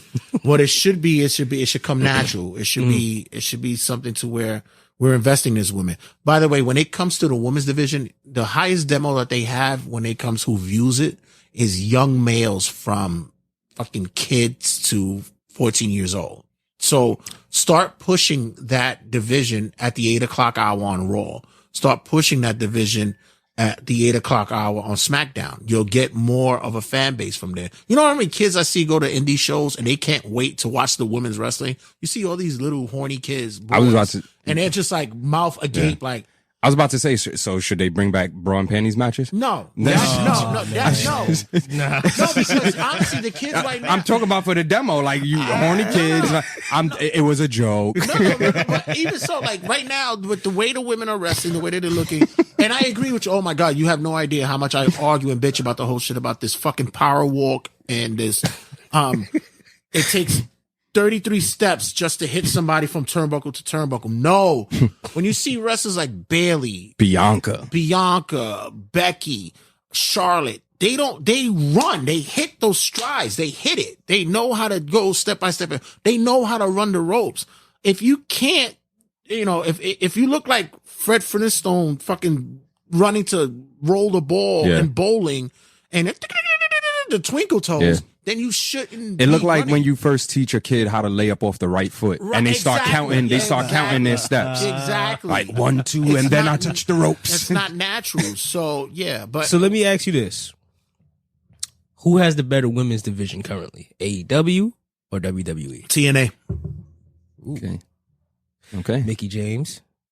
You have Trinity is over there. Well, she's about to leave now. You have Jordan Grace. They just signed somebody else. Zaya Brookside, she's there. They actually have the better division. But as for notoriety and such, WWE has it, but they need to start grouping them properly. Yeah. You got Shayna Baszler, who's a fucking work. A beast. She's a beast. Even Zoe Stark. Zoe Stark. She's a beast. Let's start elevating them. I'm hoping after Mania, when they do their reset, that we can start elevating them and get them more recognition right now. But as for right now, what they have is the template that they have right now. And you got to go forward, which, by the way, you talk about Bailey. I think she's going to win the Rumble. Wow. Yeah, I actually think she does. To face Rhea? No. Rhea doesn't need anybody. Oh, Io. Okay, yes. It'll probably either lead up to Rio or I also think that when it comes to when he was talking about the way that the women's division is looking like, it's let's say with Jade, I believe that Jade is going to showcase herself on there. She's going to look like a presence. She's going to get a match on a Mania. But I think it's going to be a slow progression for her to get there because I think they're doing it right by slowly introducing her and getting her used to the WWE system. Who gets the match? She's supposed to have it. Who gets the match? I wouldn't be surprised if Bianca got it. Yeah. Let's just hit it out. It's WrestleMania 40. Let's get it out the way. Let's not wait. I would not be out of because now you mentioned Liv Morgan as well. Everybody was talking about Liv Morgan winning the Rumble. Morgan is not going to get it. She's going to be a longer story. I think that her last run, especially with the Ronda run, wasn't successful. I think WWE buried her. It wasn't Triple H's fault. That was Vince's bullshit. Mm-hmm. But I think when she does come back, it's going to be more of a story for her comeback. And I like I said, I think after Mania, there's going to be a hard reset, especially for the women's division. They're going to do something more with that. Okay. We got a couple more. Butch is back to Pete Dunne. Yes. And I wasn't on NXT. Like, I knew the name Pete Dunne, and I knew that he was a force. Mm-hmm. I wasn't consistently watching him, but I knew the politics of, Vince having to put his touch on it and change the name. So when he just, I want to show you guys something. When he just popped back up as Pete Dunne, and last week they had an amazing match with what's the new fellow name? Tyler Bate. I love them as a tag team. That's amazing. That's crazy. This is crazy. Red/Jay Santee just revealed. This is from the UK. Just revealed some Pete Dunne nameplates. That's what his nameplates. I got this as a Christmas gift a couple of years ago. Somebody liked me. That's crazy. That's crazy. This is what I was saying. I was happy because now I could display this again. Yeah. If this doesn't show that Triple H is in charge, I don't know what this is, a random flip back. And even if most of the crowd didn't know who the hell Pete Dunne was, it was a big deal. Big deal. So I'm happy for Butch. I'm happy for Tyler Bate and this new chemistry that's happening. I'm glad that they taken Butch away from the Brawling Brutes, even though, that was a good faction. It ran its course, but he was like the little brother with the temper tantrum. I like where they're heading with Butch, with Pete Dunne and Tyler Bate. Fun fact, the NXT UK title, they had a humongous tournament for it. If there's something you should watch, go home, go on the Peacock Network, look up the NXT UK tournament title match. You're probably going to see one of the best tournaments that ever occurred in the past 5-6 years. Okay. Great. That UK tournament was exceptional. Yeah. The finals in that match was Tyler Bate versus Pete Dunne, which is probably one of the best matches of that year that WWE ever did. Wow. Now that you say that, and with that being said, we could finally start saying he's the bruiserweight again. Yes. That fucking name is hard as shit. Facts. Just a quick thing. You say that, I think that might be the match at Mania. A match at Mania. Pete Dunne, Tyler Bate, for nostalgia purposes, because there's story there. You know what I mean? If anything, I feel like they'll win a tag team title prior to, because this is... But then, let me ask you this. I love the Pete Dunne change. Yeah. But where's Sheamus in all this? Pete Dunne was Pete Dunne before Sheamus, so we don't need any of that. Sheamus come back. Let Sheamus come back as an individual, as what we remember Sheamus to be. He's also older, so let him get his run as his singles. We don't need to see him in. Do you see a feud between them? Sheamus and Pete Dunne? Mm-hmm. No. Really? No.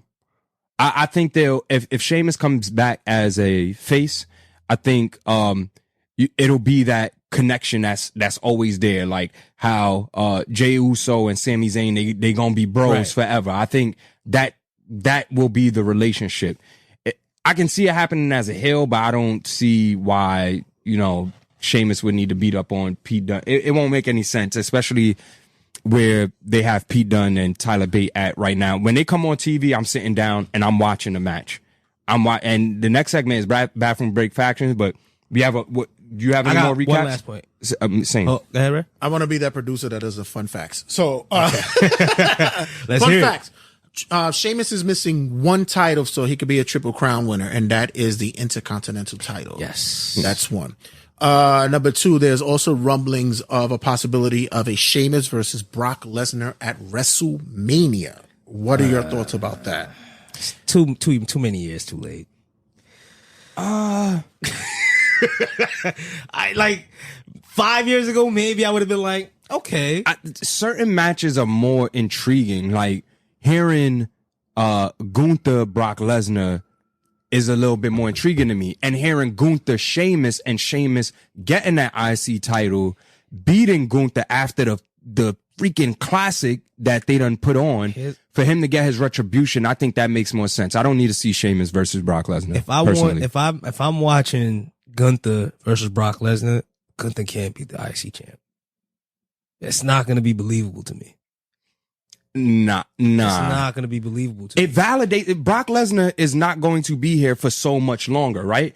Gunther is your future. So if Gunther, I feel like people are expecting that he'll lose at WrestleMania no matter who the opponent is, just to, get it off of him and go in a different direction so that he could be pushed to, the main title, right? But if Gunther goes against Brock Lesnar and beats Brock Lesnar, this is Brock Lesnar doing the work, like we just said, right, and validating, stamping Gunther so that when he challenges for a world title, it's already going to be believable, but, he deserves it. Here's my thing, though. If you want to sell me on watching a match, invested, like watching the match, Gunther can't be the champ. Sorry. I'm looking at it from a visual perspective. If Gunther goes into that potential Brock Lesnar match as IC champ, do you really think from just a fan's perspective, oh yeah, Brock is going to beat him? It'll be interesting to think Brock Lesnar, Intercontinental Champion, Canadian / Minnesotian. I'm just saying. This man headlining WrestleMania to unify a heavyweight. Not we all know the IC title is like a secondary title, but come on, bro. Fun fact: Brock Lesnar has never won the IC title. Wow, that's what I'm saying. Like, wow, that is interesting. See, now that part.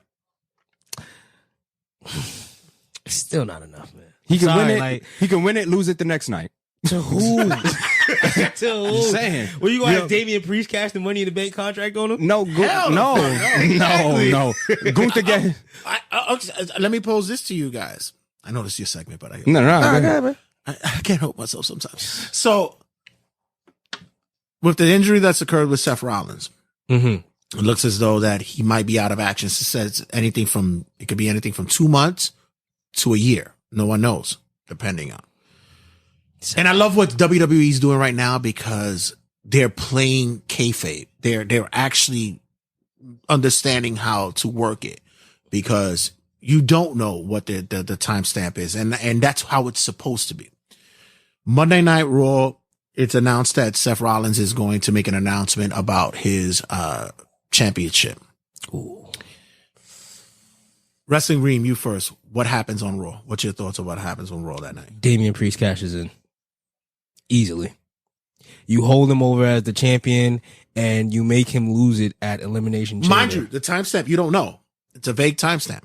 You take the title off of him. So what? Because you still have the money match between him and Punk, but you also, the cash in also protects Seth because you can say, well, he didn't really get beat in a straight up match, so to speak. I don't think vacating the title, here's why I don't think vacating the title works in this scenario.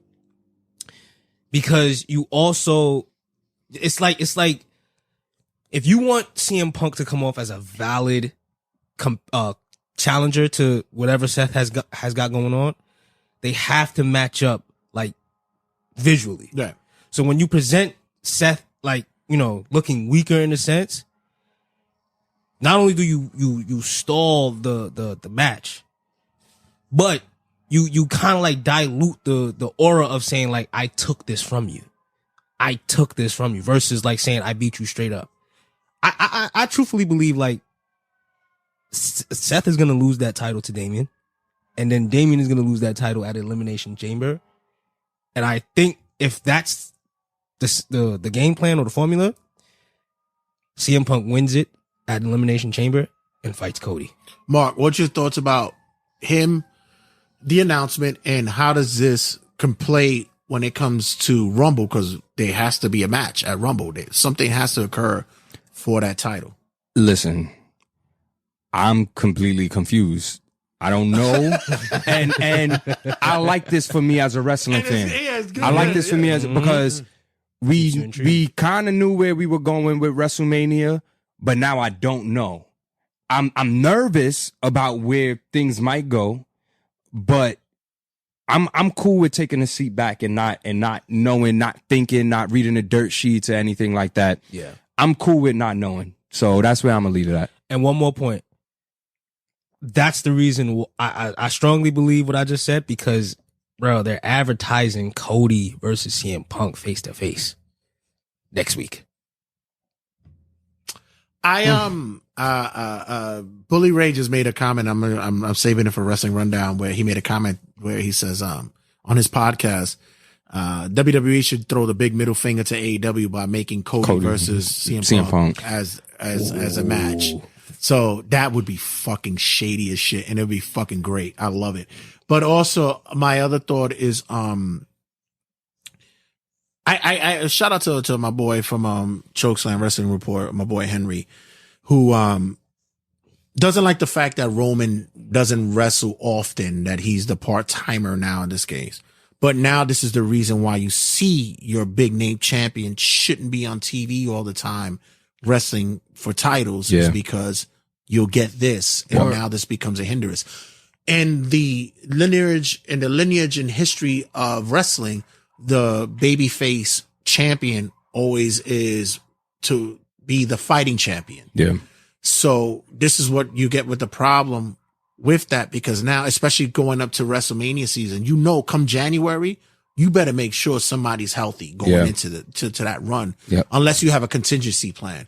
And this is it's a monkey wrench. So I'm interested. And by the way, I think Damian cashes in. So at the Rumble on Monday. On Monday, yeah. I think when I saw Seth Rollins pulling out these moves I haven't seen him do in years, like a moonsault off the second rope, I'm like, why is he doing this going into Mania? I was just confused. Here's the funny shit that I would love to see, right? Seth Rollins opens the show. He makes his announcement about he's still going to be a fighting champion. He's not going anywhere. Injuries are going to occur, blah, blah, blah, right? Damian Priest comes in. He cashes in. He takes the title from Seth Rollins, right? That same night, Drew McIntyre challenges Damian Priest for the title. And he beats him. And Damian Priest, being the ego that he is, he's the leader of the Judgment Day, right? Quote unquote. Finn Balor tells him, don't do it. Don't do it. Don't do it. And he's like, no, we're going to do it. No, fuck that hermano. We're going to do this, motherfucker. We're going to do it, hermano. He puts up the title in the main event. He loses to Drew. Now there's a story that goes to there. But I forgot to mention with the Seth Rollins announcement, it's because of CM Punk that he gets cashed in on, because Punk is the reason that Damian Priest cashes in on him, because you got to bring that into to the fold. But other than that, I would love to see that. All right. I was going to get to this before the CM Punk news, but for AEW recap, just to show some love, Hook. Oh, give you guys another 10 minutes. You're good. I bet. Hook kicks out of the Muscle Buster at one. What the fuck? What? Yo, in the center of the ring. I'm talking about deep in the match. Deep in the match. He done took so much punishment. In the center of the ring, he kicks out of a Muscle Buster at one. Okay, so all right. So I gotta speak on this. Did you see that? Hold on, it's a lot. Cause okay, do you know what the Muscle Buster is? I do. Now, follow me here, right? So the whole Tony Khan thing where he mentioned Hook and all this other stuff. Cool. He mentioned 28-1. That was his record. So obviously Hook is supposed to be a guy or the guy. I love Hook. Okay, cool. If you're telling me a guy who's watched Vince put out monsters like the most recent Omos, Braun Strowman, there's a point to this, trust me. Please. So Hook, right, is kicking out of a Muscle Buster like that. To put things in perspective, you got those monsters taking major hits, major bumps, and a guy like Hook is kicking out of a Muscle Buster at one middle of the match. Where's the logic in AEW?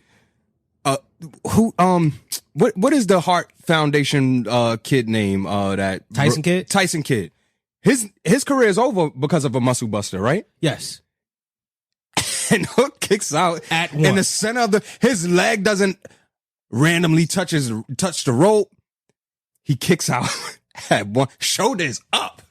He's alive and well, and then proceeds to do one of the prettiest. What is it? The T-bone suplex? Yeah. We've ever seen. Like, I don't know what's going on over there Shouts in out to AEW, Taz, but we man. got to get realistic. Shouts out to Taz. We got to get realistic. We have to. That's not going to make me like Hook anymore. I came across that on socials and I was like, I'm not watching this shit again. I'm not doing it. What was your thoughts when you saw that? Did you laugh? Did you? Yeah. He probably was embarrassed. Did you see how I am right now? Yeah, I look like he had to be embarrassed. And honestly, they don't even do that in the indies. Like in indies, they actually show more respect to maneuvers. The big thing that made me laugh about that whole thing was someone actually compared that match to Bret Hart versus Stone Cold, where Stone Cold passed out to the to the sharpshooter with the blood dripping and such like that. That was the same comparison to this match, and I was like, "Are you fucking kidding me?" No. And I had to sit there and say these AEW marks are just, they're relentless, and it's not even Marxism. It's more like it's fucking cultist. They're ridiculous with their just loyalty to it. When you get out to the yeah, let's just move on. Hey, by the way, wait, just quickly. Did you see he got Sambo slammed onto the motherfucking announcer's table and still looked like a hero? Like I really wanted this match to be a squash match. It should have been. It should have been a squash match. And then have Hook fight from underneath to get that match again. Yeah. But unbelievable. All right. I will say this last point. Yeah. I might tune in Wednesday. That's upcoming. You Wednesday. have to. You have to. Just because you have to. Bro. Good. We're on to our next segment. Okay, this is a classic one. Bathroom break factions. And you spoke to it. So I'm going to say Katana Chase. Mm-hmm. First of all, bathroom break factions. Break it down, Reem. So, bathroom break faction, right? Now, we all know Raw, SmackDown, AEW, 2 hour, 3 hour show, right? Every once in a while, I'll call it watcher's fatigue.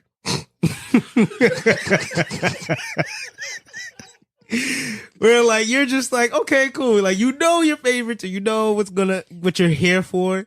And then everything else is like if you ever been to a live event, like, okay, this is when, all right, these guys are on. I'm about to go get some popcorn, go empty the tank, aka the bathroom break faction. Right? I usually call it the beer break. I go get because I'm not waiting for the guy to come to me. I'm going to the concession to get my beers. There you go. So we created a faction for those who may be listening and saying like, I want to go to an event, or let me just tune into the latest episode of AEW or SmackDown or Raw. These are individuals that if you need any type of break during the show, you won't miss much. And again, I mean this with no malice. If they ever end up listening to this, put on a better match. So, you name two names who are like the pillars of the faction. Katana Chase and Caden Carter and their weekly opponents. Who don't include Chelsea Green and Piper Nevins. But everybody else, bathroom break faction. I mean the combination of Natalia and Enter Wrestler here? Everybody. Everybody. And I love... What did I say? So, Katana Chase and Caden Carter, amazing wrestlers, amazing tag team chemistry. Mm-hmm. The EDM shit just blows mine. I can't get with it. The character sucks. And for them to look the way that they look, they should be more appealing to the culture. What we trying to do. You feel me? So one other element that I would love to add to the bathroom break faction. How do we book them for them to get out of the faction? How would you present them? Well, like Red said, turn them to city girls. Yeah. Turn them to city girls. Like when Jade, but they would have to be fully committed to that. No, when Jade comes, put them with Jade, like how Jade had Sky Blue and all of them. Right. Put them with Jade and give them some edge. Yeah. This EDM shaking my hips like a freaking middle-aged white woman driving a minivan with freaking with smoke. Yeah. Water guns. Yeah. Nah, that's not it. But it's going to happen anyway, because once Trinity comes back, once Naomi comes back, then you get that whole glow stick. She can go in there if she don't leave the glow behind, too. Yeah, no, she can go in there. No. She better leave the glow behind. No, everybody loves the glow. No, I don't. No, you don't. You don't love the glow? I don't. Yeah, Bro. What is this EDM? No. That's different. Kids love the glow, and Reem loves. They the like glow. free things. They like glow sticks. They don't like the glow. They don't like the glow. Wait. She's an amazing. She's an amazing wrestler. All right, let me ask you Go ahead. this. I think we brought her up. So, how would you book Trinity's return, Naomi's return? Would you book her to be single, bloodline her, get down with the Pride, which is Street Profits and Bobby Lashley? Like, how would you book her? How would you book her to come back? Let me. If you're not gonna throw her out in the Rumble, because she's gonna be a bathroom break soon if you don't fucking if you don't do something right with her. Wait, we talking about Trinity Fatu? I'm telling you, it could happen. Ain't no way. She been in the bathroom break faction. Ain't no way. She been there. We just like her because she's an amazing athlete and she has a nice track. But wait, she's been there, bro. She's been there. Let's We not talking front. about Naomi? Yeah, she can't speak on a mic. She can't come on, bro. Let's. And I like her. I like her as an athlete. I want to see her win. Her and Cody's wife has been imbalanced on the mic. Is like, let me holler at your heifer. They're like, No way. Same shit. Yo, I cannot. No disrespect to Cody's wife, but I cannot stand Let that me lady, holler man. at you. I think her. I saw little glimpses of her. I think she was like, what was her catchline? Like, she was something with bitch. Like, I'm wrong bitch or right that bitch. bitch? I'm Snatch that a bitch? Yes. Yeah. I saw that and I was click. No good. I'm not putting Trinity. Bro.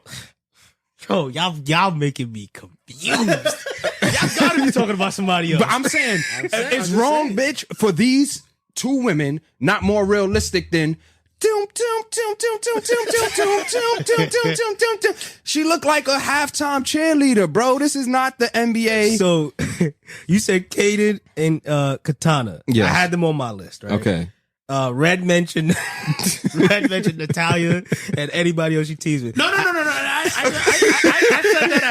said that as a thought. I know because I have a bathroom break on mine. Well, but Natalia was on my list. Okay. Natalia, don't get me wrong, she's an OG, but she just she misses something, bro. Zoe Stark is on this list. Damn. You know why? I think it's just because how they book her. Yeah. Though, but damn. That's more of a reason. Yeah. If you got But that's not her fault, bro. She was in a program with Trish Stratus and Becky Lynch and did nothing with it. That wasn't her fault. That's not her fault. And she shined in that. She Yeah. shined in that. Actually, She was actually over though. she was the best part of that little thing. Like, Hey, look. thank you, Trish. A Zoe Stark match is on. Y'all want something from the concession stand? I'm sorry.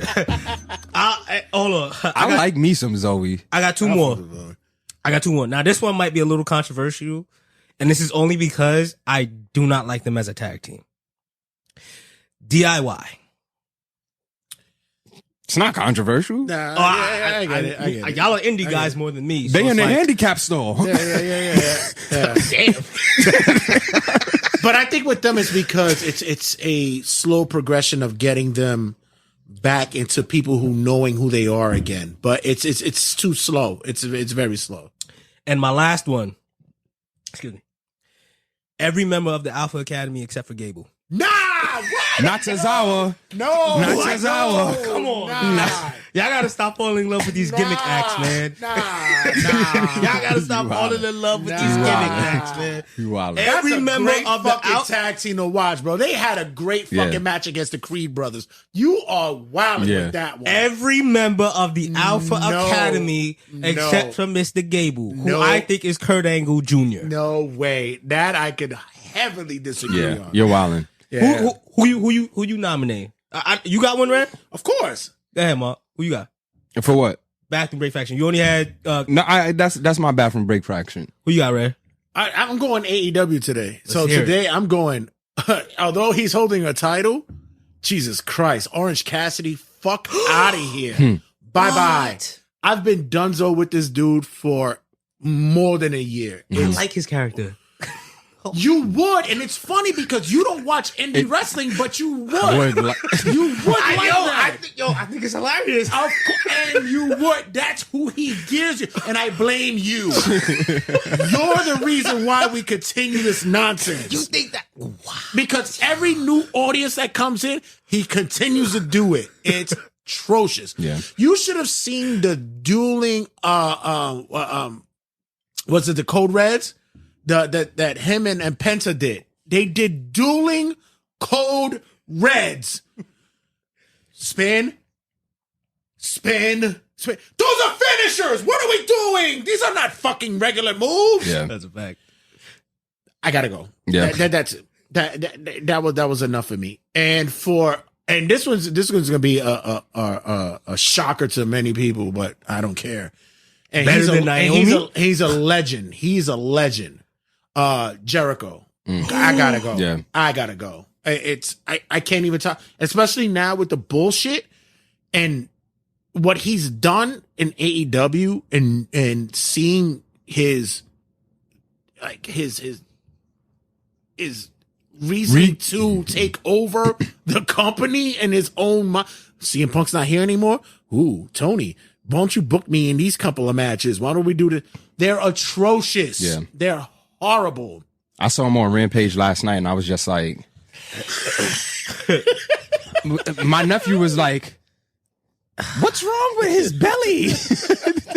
He looks like he has Krang from Teenage Mutant Ninja Turtles. He has Krang in his stomach. Y'all have been disrespectful. No, you don't watch AEW though, so you know from what Jericho was doing. Disrespectful to one of my favorite segments. And he was mine. He's one of my favorite guys. At one it's time Jericho, bro. We don't want to throw him in the bathroom break faction, but he gotta go. What are they doing? That hair gotta go. That everything. Like he gotta get in shape and.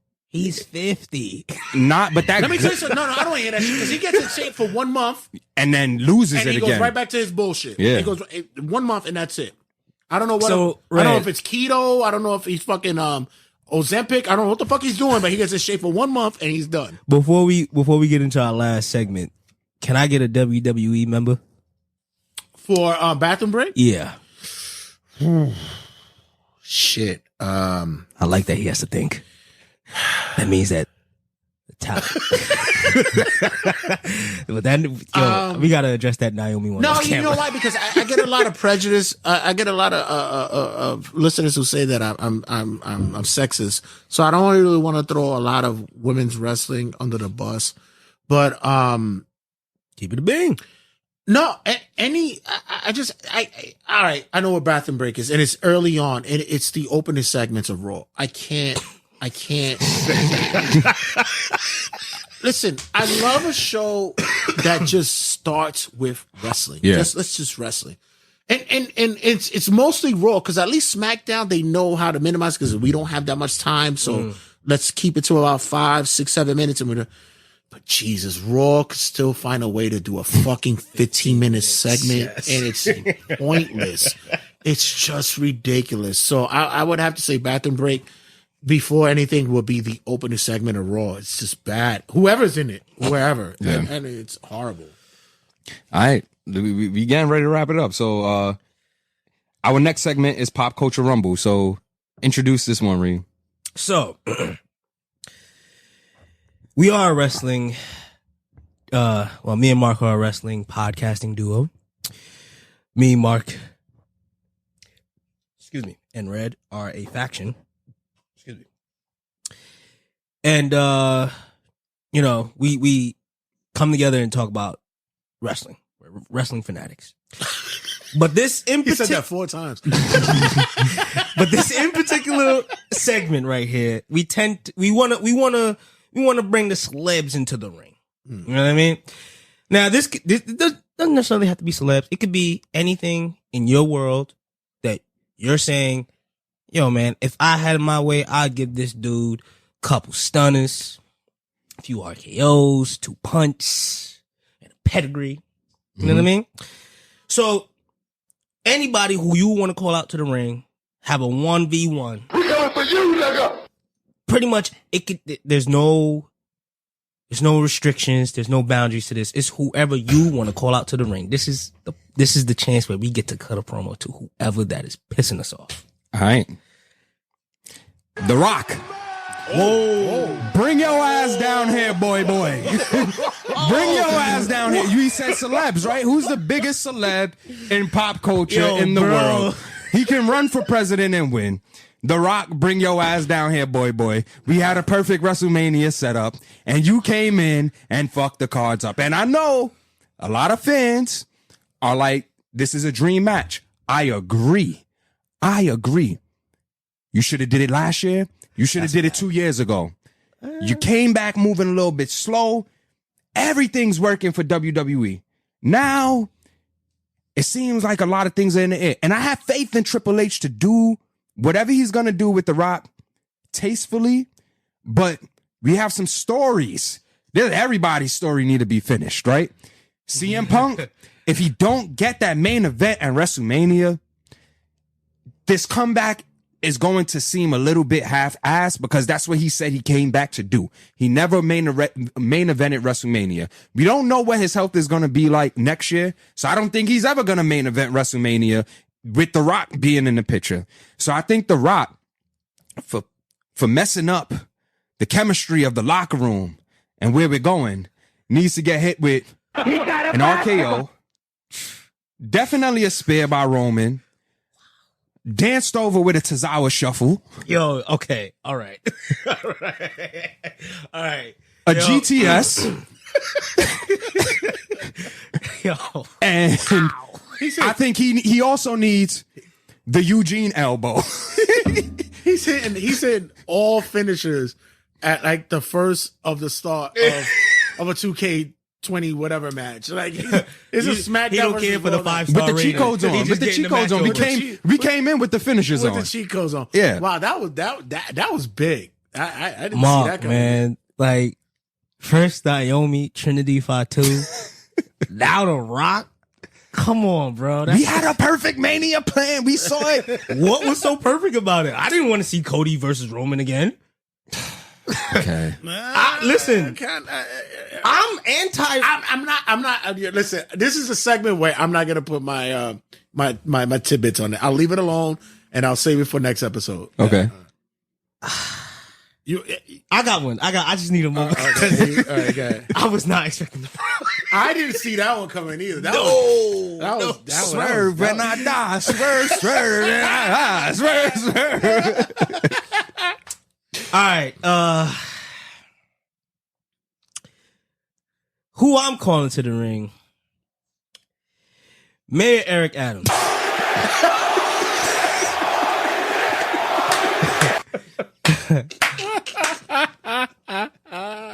I'm pretty sure this might end up as a lumberjack match because there's going to be a few people who want to get a piece of Eric Adams. But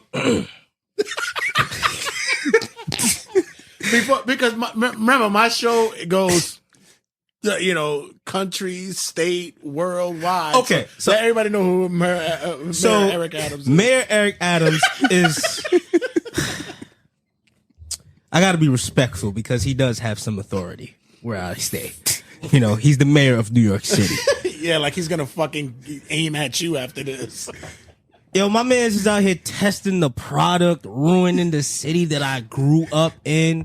Budget cuts left and right. Man, listen. I've never been the biggest politician ever.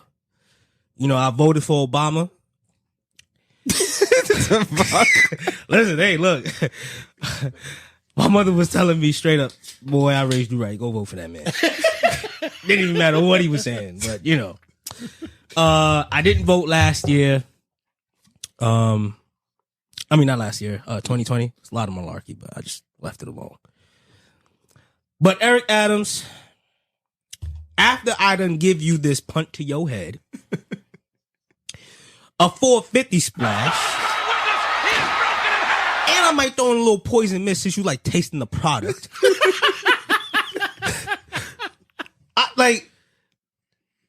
I'm looking at New York City, and I'm saying to myself, yo, this might be the one year where I gotta vote for the mayor's office. Yo, bro, like it's so bad. I don't even know if the mayor's election is this year. I just want a fair one. And if he's listening, we could do it for charity. Bro, like the snow that we have to deal with, bro, it's light snow that we have to deal with, and we still have to beg for the trucks to come through and plow the streets. What was it that someone posted? It was like, whoever plows the snow, I hope that you don't wipe your ass the same way. You seen how horrible, bro? Like, yo, Mayor Adams, Eric, Mr. Adams, whatever you go by. I hope you get an entry number in that Royal Rumble. And I hope Randy's in there. Seth is in there. We gotta have Shinsuke in there for the Miz. Bronson Reed, get a little tsunami in there. Who else? He gotta feel pain. So he should come in at 1 and get eliminated at like 22. He won't last that long. He should introduce the Royal Rumble and be the number one person. He might actually be at the Royal Rumble. He might actually be there. Like, yo, listen. That's the hood mayor, boy. I just want to end it on this. Anybody who says they got to test the product, man, that boy gonna end up in jail. That's it, man. That's it, man. I didn't know about this, so I figured that I'll chime in with mine. And this is gonna be an intergender match. Oh. And like I said, this is black wrestling, so we in the building, y'all. So I'm gonna put it out there. But someone that needs whatever finishes could be thrown out there on them, even if it's an intergender match. Sexy Red, like wow, wow. Be specific. I'm low-key team Sexy Red. This is incredible. Especially me being a father to a daughter. Who raised this kid? Like, honestly, who raised this child? Would you be mad if she showed up at a WrestleMania? Not only would I be mad, I would protest that shit like if I was a fucking Trump supporter. Astonishing how women's rap has just gone to a level of, wow, that was cool. Yo, they got fire until. That's my baby mother. That's ridiculous. That's atrocious. I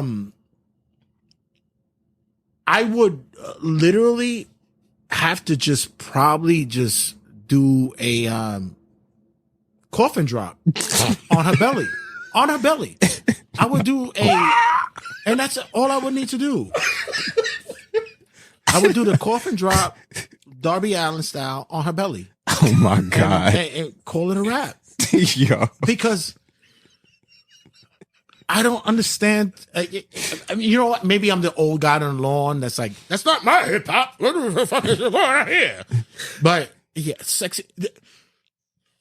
The audacity to call yourself Sexy Red, and so what's the I'm still trying to figure out what's thing? sexy about her. Like, is it a gimmick? Is this what it is? Like, what's the one thing that you can say you dislike the most about her? Is it the gimmick? Is it the lyrics? What is it? Can we just tie it all together? Like, we can't just like, all right, we can do that too. Like, you're just like, nah, fuck that.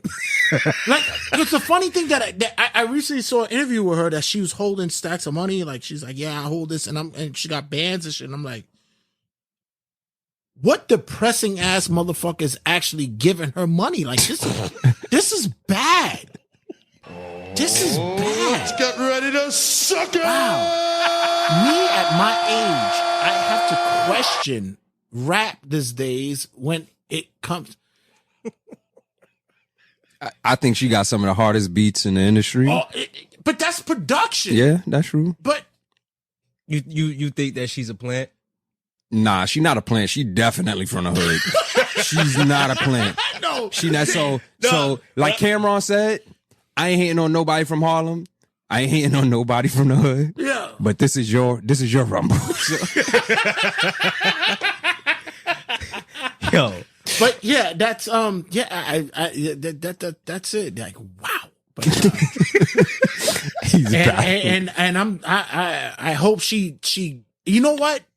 I can't even put her in a submission hold. I can't put her in a Kimura. I would have to hit the coffin drop and hopefully she taps out on 3. And I know she's not because the fans are gonna pop for her. So I'll leave it at that. Sexy Red, I love you. Hi. Yeah, and I think you're sexy. I'm team Sexy Red too, man. Like, listen, would I date her personally? But I'm a fan of her. If that's her authentic self, all right, cool. Go ahead. I'm not a fan of everybody else following the Sexy Red trend. You see how black wrestling does? I said nothing about anything that they said. I ate it. I kept it quiet. I had no rebuttals about it. I could have argued The Rock. I could have argued. I argued Naomi. Hell no, I wasn't cooking that, man. Mary Adams, not really, but I could have maybe. But as soon as I talked about hip hop, there's dispute. Whatever, guys. Let's be real. I'm an artist. I gotta keep it neutral. I got you. He might run into her one day. She might want me on the feature. Listen. She be like, yeah, I ain't gonna put you on, nigga. Motherfucker, I heard you on Turnbuckle Tabloid. I might want her on the feature. Shake that. I swear, my butthole is brown. That'll be the last time Red ever used your music on this podcast. Like, absolutely. But guys, let everybody know where they can get you at and what's popping, man. Yo, Marc, Reem, like, what's happening? What's going on, guys? Yo, this was actually dope. We were supposed to do a certain time, but I'm not editing none of this shit. This is hot, bro. But, yo, Marc, Reem, let everybody know where he can get you at. Yeah, Marc. Find me on IG. That's MARC_BAZE, and that's everything. Y'all can find me on IG, RASSLINREEM, as in Mayor Adams. I am not gonna let this one go. Sorry. Man, almost made me late. But Rasslin Reem. It's a new page, y'all. It's a new IG. You know, y'all can follow me. I follow back. I'm gonna, try to put, like, if you ain't in tune with what's happening, I'm not reporting wrestling news, but like, just recently I posted the screenshots to my page of Jinder Mahal versus Tony Khan, which I thought was hilarious. But like, I'll try to, tap in and stuff for that nature. So, you're going to get more than just my wrestling fanatic posts, Yes, sir. And that's the third announce team here, right? Third announce table. I gotta remember that. Third announce table. Third announcer's table. Red, we going to call you to the Rumble next week to put you through it, man. Yeah. No, listen, and by the way, guys, doing a big show at the Seneca over here on this side. Turnbuckle Tabloid is doing a big thing for Royal Rumble, boy. You guys got to show up. You guys got to pull up, man. It's gonna be fun. It's gonna be drunk antics, and Sexy Red is not gonna be played. I'm gonna make sure that she's not played there. I'm gonna make sure of that. But for the third announce table, this is gonna be a bi-weekly episode here on the show, man. You guys, thank you for your time, man. You guys are awesome. Appreciate you. Much more to come, man. Don't go anywhere, guys. Much to talk about, and see you guys as always in a sec. 5, 4, 3, 2, 1, 0. All engine running. Liftoff.